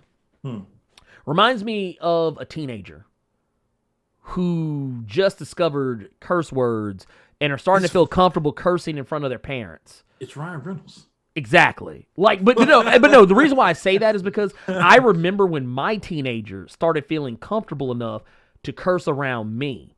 And every time they did it, I would say, you were trying way too hard. Oh, I thought you kind of had to grab your hand. I forgot we can't hit children in this. No. Well, no. It's like because they would curse and like they would, and the way they would say it, it came off so cringe. Like I would just be like, give an example. Like whenever they would say fuck, like they would put so much like everything they were saying to be normal, like normal cadence, but then they would put emphasis on fuck. See, that's how I know this is a different era, man. I can say that around my folks. Yeah, because they'd be like, oh man, that person got fucked up. That's what it would sound like. And I remember I would laugh at them. You say in my house, boy, cussing in my right? Who do you think you is around here? Look, that would be your view right there from the floor. You'd be like laid up. but no, but no. It's that. Yeah. Anyway, that was all Anita saying that. But yeah, it is what it is. But yeah, I think that it's. I think I don't like it. I don't like it at all. Last question from the Discord. Urban Princess Strong Style says, salutations, Ernie and Carter. Do you think villains should change on their own and don't have to prove it to no one, especially to superheroes of the Marvel Universe? I don't think that supervillains should have to prove themselves to superheroes. I think that, okay, so case in point, Juggernaut. I think Juggernaut's a perfect example. Juggernaut didn't really go out of his way to be like, hey, Charles, see him being good now? No, he just did it. He just did what he wanted to do. Yeah. He didn't try to make anyone think that he was different. He didn't try to be like, hey, look at me, pick me, notice me, senpai. No, he just said, no, I'm just going to. He just did it of his own volition. And I actually think that it's better that way. Something I always like bringing up, Spirit Spider-Man. Yeah. Now, not the first volume. I'm talking about the second volume after he got that clone body. Okay, yeah. He could have went right back to being Doc Ock in the perfect clone Peter Parker body and clowning. Nope, when San Francisco became hero again, became a fucking college professor. Mm-hmm. Yes, he did. Didn't check with anybody or nothing. He didn't call Peter. Nope. He didn't call actually, people called Peter. He was like, no, he's good. I trust him. Yeah. He was like, no, he's all right. So let him do his thing. He good. I mean, now Otto out here acting a whole fool, but I mean, you know, he's still good. He all right. He ain't killing nobody. And then let's get into questions from the chat. I don't know why I put on my Kyle Barker there, but let's see here. Let's see. I'm going back and looking through, see if we got any questions. Y'all go start putting some questions. We'll answer questions for a few minutes, and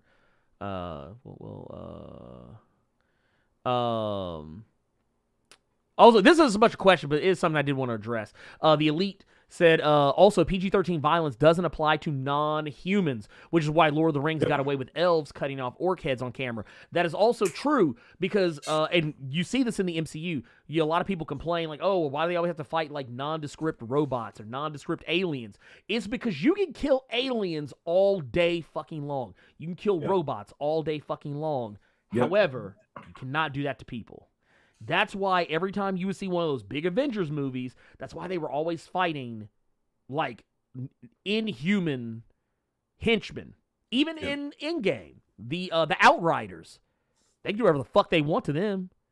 Hell, they can do whatever they wanted to the Thanos's peoples. Like Proxima Midnight, Corvus Glaive, and all them. They can do whatever the fuck they want to do them because they're fucking aliens. Mm-hmm. They're not human. The MPAA is very, very lax when it comes to violence towards people who aren't human. So you can get away with that shit all day. You can kill, like honestly, in a PG-13 movie, you could literally have John Wick level action scenes with motherfuckers getting shot, blown off left and right. So long as the motherfuckers are elves or goblins or robots or some shit. You can do that shit all day in PG-13. But let's see.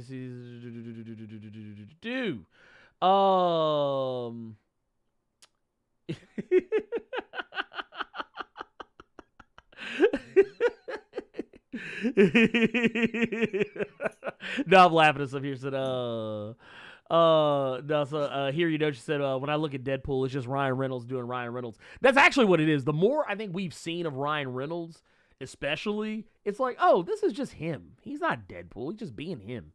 Yeah. Honestly, I also don't. What they said, Michael Cera does in a lot of his stuff.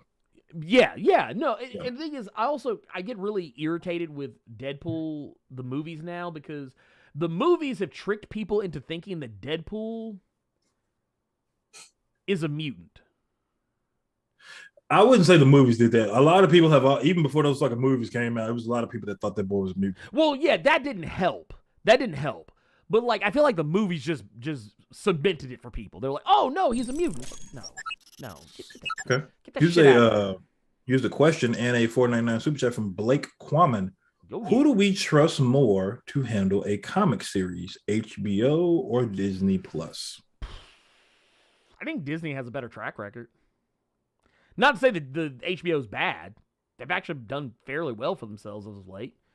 I was gonna say HBO has only done what Doom Patrol and fucking. Well, I guess you could say DC Universe and the other one. Yeah, those technically they're under that banner for the most part. Yeah.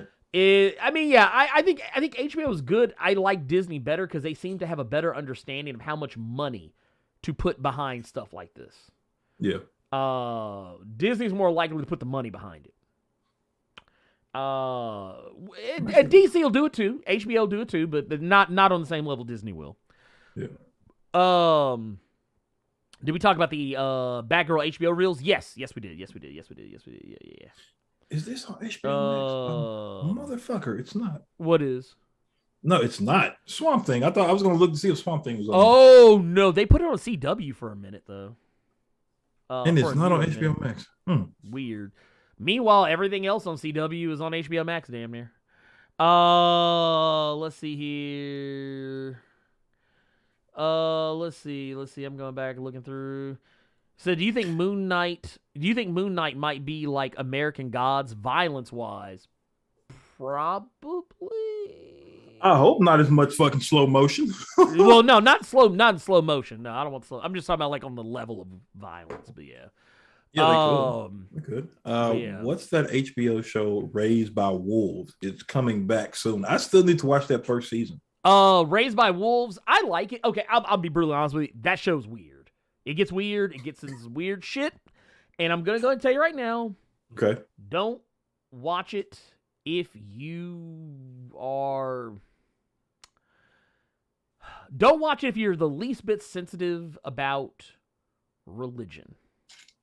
I did hear that was a big thing. Like that's one of the antagonists. Yes. Ooh. Yes. So this is a question because I saw people talking about it earlier in the show. What are your thoughts on Naomi? Because apparently people in the show said that shit looks cheap.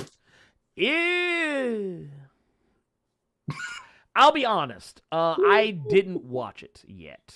I'm planning to watch it. However, with everything going on with CW right now and the possibility that them being sold will fuck with their original programming. Oh, man, I don't know. It's hard for me to get behind it. Mm-hmm. But I will say I do agree with the Elite. Raised by Wolves is good. I love the show. The brother that's in the show, that's the guy I've been saying needs to be in a Marvel movie for the longest. Yes.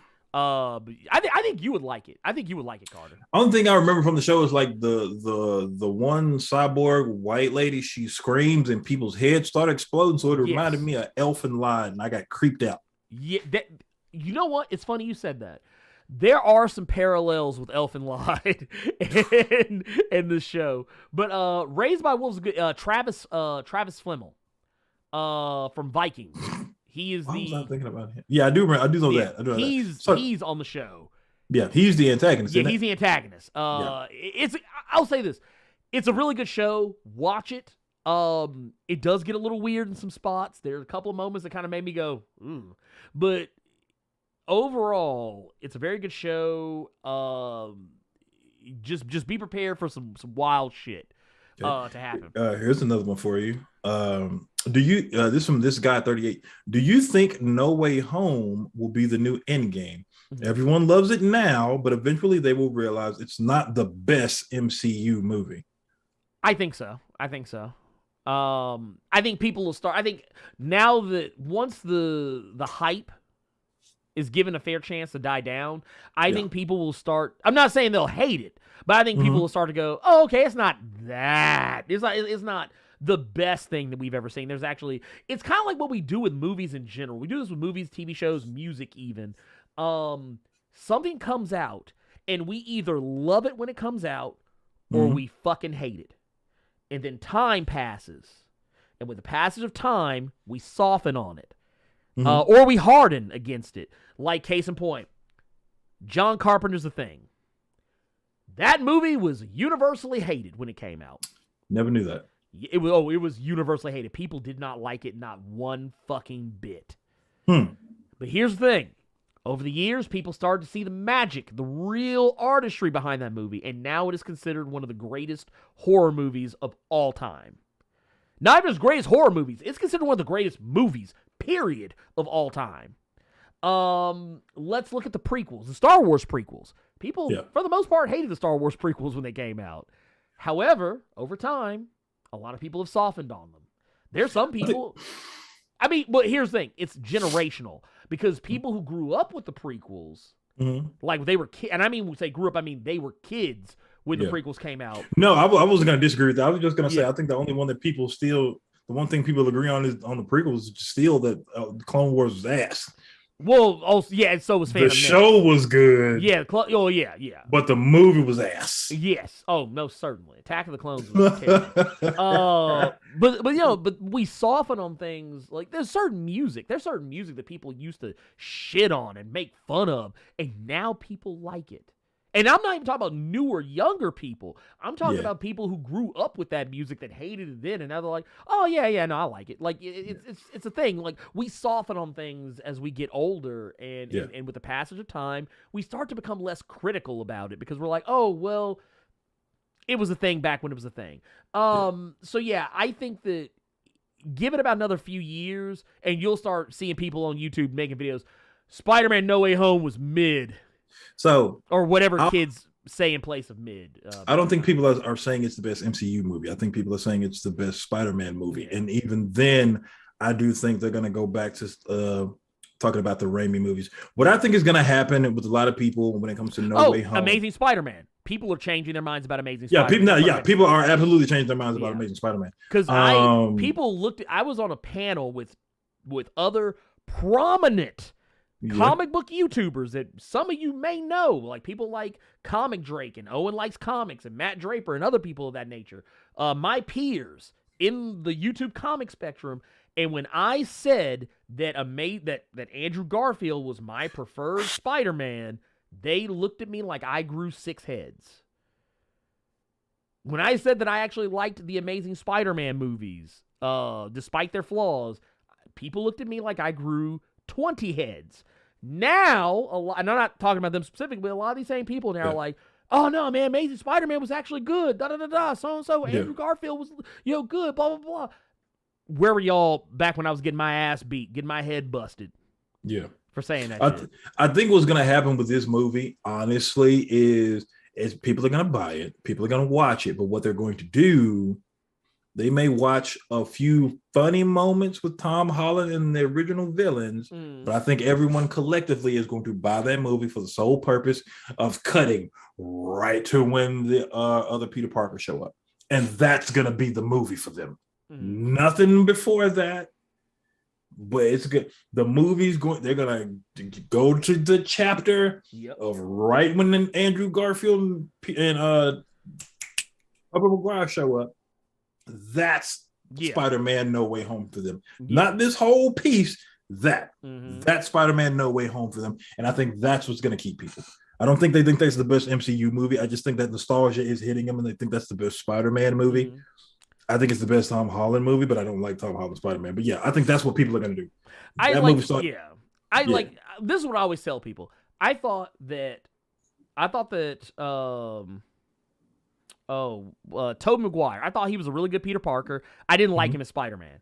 I thought that Andrew Garfield was a good Spider-Man. His Peter Parker was just okay to me. Tom Holland is a mixed bag. I like him as both, but I'm more curious to see what his Spider-Man will be like after No Way Home, considering all the shit that happens at the end that we won't go into. Jehu, thank you for that Blerd Club Silver. And also, was there something else that it said here that I actually wanted to address? You didn't know they paid homage to Dwayne McDuffie by giving Naomi his last name. Yes. In the last issue of the first season of Naomi, they revealed that her last name is Naomi McDuffie. Okay. And this is why I always tell people, this is how you know, and I know David F. Walker also wrote this as well with Brian Michael Bendis, but this is why I always tell people, folks don't realize how much respect Brian Michael Bendis puts on Dwayne McDuffie's name, because a lot of his characters are derivative of shit that Dwayne McDuffie did. There was something else I forgot to tell you, Scotty Young too, but he agrees with you when it pertains to Amazing Spider-Man too. Oh, he did? Okay, see that? Yeah, And here's the yeah, thing. I'm not saying Amazing Spider-Man is the best Spider-Man movie. I'm just saying I don't think the movie's as bad as people make it out to be. People like to say trash and terrible and horrible, Yeah, and they're you being two are way too both- hyperbolic. You two are both on the same page when it comes Yeah. to Andrew Garfield, because he was like, man, he is actually pretty attractive. He normally has that stupid ass pompadour. Yeah, that's his thing. Dude, he has the pompadour all the time. It wasn't something he did just for that movie. Yeah. Yeah, it was something that was it's his normal walking around haircut. But yeah, I think because people were like, oh, he's too mean. He's too mean to his bad guys. What? Spider-Man makes fun of his villains all the time. Yeah, they say that's one thing we were all collectively saying is like, no, when he has this suit on, he's an asshole. Yeah. It's just, it is what it is. Even Peter Parker in the comics even admitted that he's a bully. He's a bully that bullies other bullies. The way Andrew Garfield was treated, do you think he would be interested in coming back and doing a third movie? That man loves he loves being fucking Spider-Man. Hell yeah, he would come back. Of course he wants to be Spider-Man again. He hated that he had to lie. He wasn't treated a certain way. It was people did not like those movies. No. They trashed the movies. It was never about him. No. The one thing people collectively said was they loved him and the chemistry with him and Emma Stone. Yeah. And there are people who liked the fact that he was more quippy as Spider-Man. Because that's one of the things that endeared me to him. I was like, yeah, this is... Because whenever Tobey would talk in the Spider-Man costume, I was like, that's when it would take me out of the movie a little bit. Because like his voice was so soft and just so soft-spoken that like... Yeah. I was like, oh, you sound like an actual nerd. Like, Peter Parker's one of those guys, yeah, he's a nerd, but he also, when he puts that costume on, it's kind of like Batman. Bruce Wayne doesn't walk around talking like Batman when he's at Wayne Enterprises holding business meetings. He doesn't, did you get these DPS reports done? Yeah, he doesn't do that shit. He doesn't walk around going, he was the best of us.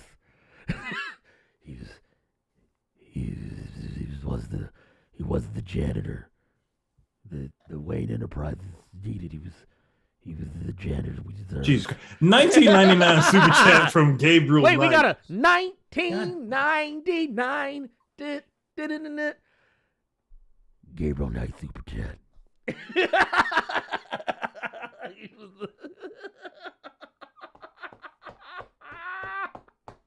Love it. I love it. Has Tom Holland been able to carry the Spider-Man franchise without other MCU hero characters? See, that's the thing. We don't know. We don't know if he can, because every time they make a movie, they put in an MCU character to help to make people go, this is connected to the MCU. I want to see Spider-Man just carrying the movie himself. I think he can, but he hasn't yet. Even Far From Home, which you had Nick Fury in it, and Maria Hill. They were in it a lot, and neither was Robert Downey Jr. to that extent, really, in Homecoming. But you could just feel the presence of Iron Man looming over that movie, and I'm ready for him to get away from that, because there's other heroes that Spider-Man looked up to, not just Iron Man, for Christ's sakes. But yeah. Let's see here. We got another one. This one's from Bill. Says, is Judgment Day occupied enough to not make this year's Hellfire Gala event to happen? It's now a one-shot, is confirmed by a tweet from Jared. Yes, it is. It is going to be just a single issue. The revelation of who is going to be the winner of the X-Men vote will be revealed there. They're not going to do the whole spread. Oh, well, here, you got to read Marauders, then you got to go read X-Men, then you got to go read X-Force, then you got to go read New Mutants, and then they go back, start over, read Marauders, Hellion Sons. You gotta do that no more. Just the one book. That's it. Get in, get out. Which I think is fine, because not gonna lie, shit was kind of tiring. I like the Hellfire Gala event. I'm actually gonna buy the hardcover collected edition of all the Hellfire Gala stuff that they got out now. But it was still tiresome by a point.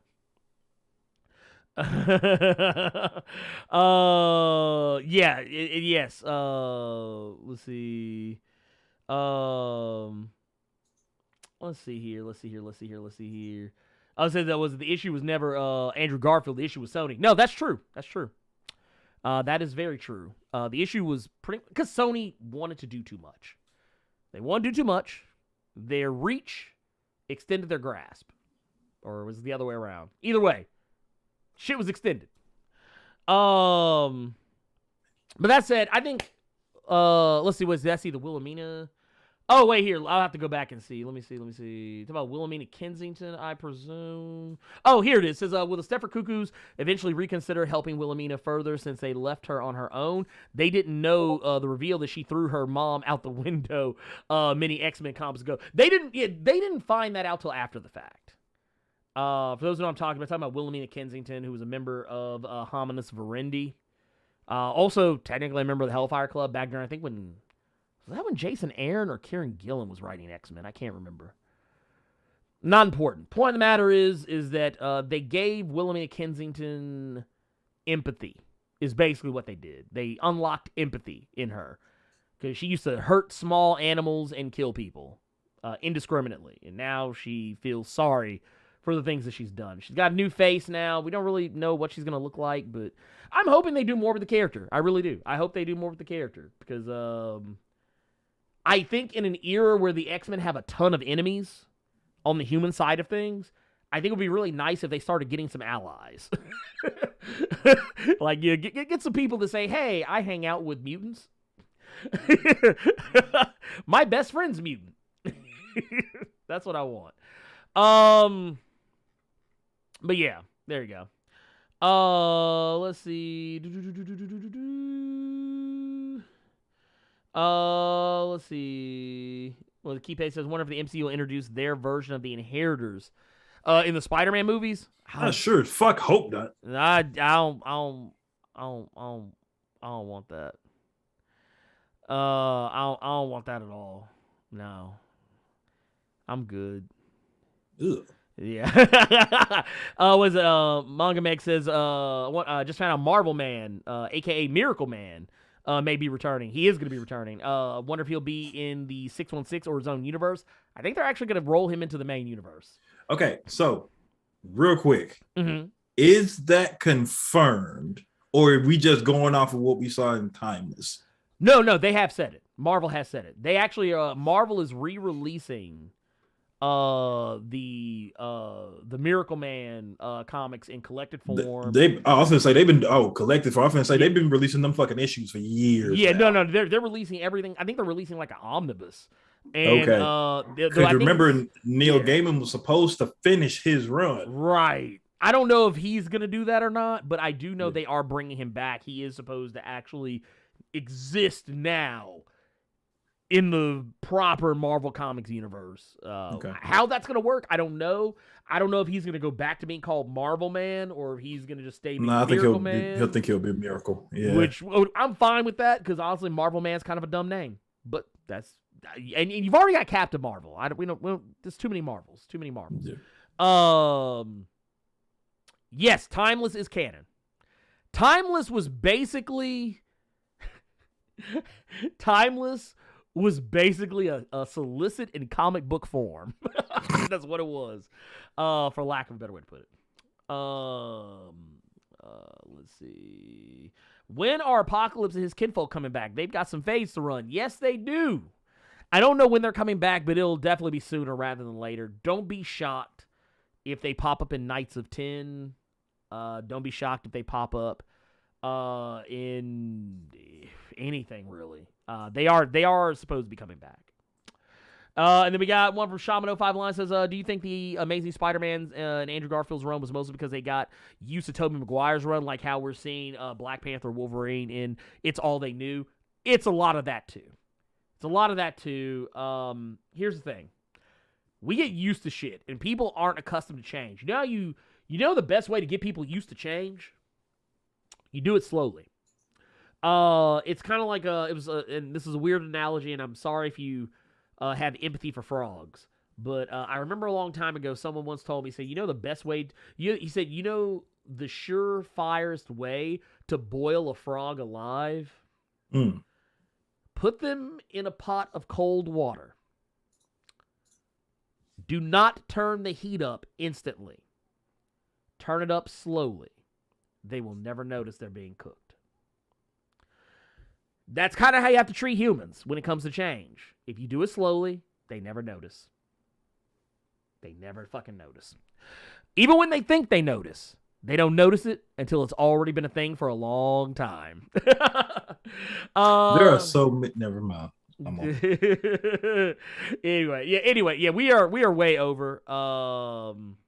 Was there a situation with Miracle Man series, the main character getting raped in an orphanage? Yeah, they're not going to readdress that. I can tell you that right now. That run is not being put in that collected form. I can tell you that right now. But that said, we got to get out of here because we actually went way over. Me and Carter actually joked about how this was going to be a short show, and guess what happened? Anything but. So we got to get out of here because otherwise every show will be 4 hours.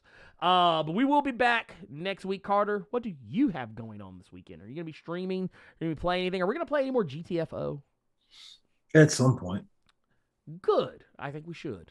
At some point. I know we not even playing for 7 fucking hours. That's funny. Dude. That's funny. That is actually incredibly funny.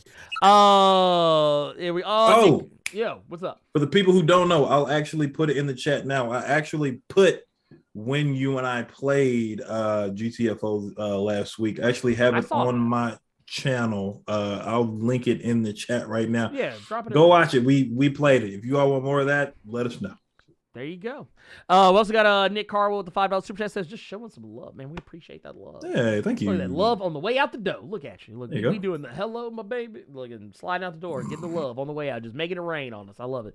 I got my same normal shit that I do every week. I guess I'll tell you guys some stuff that's on the horizon. That yes, there are videos in the works for Silhouette Monet, or Penance as we now know her.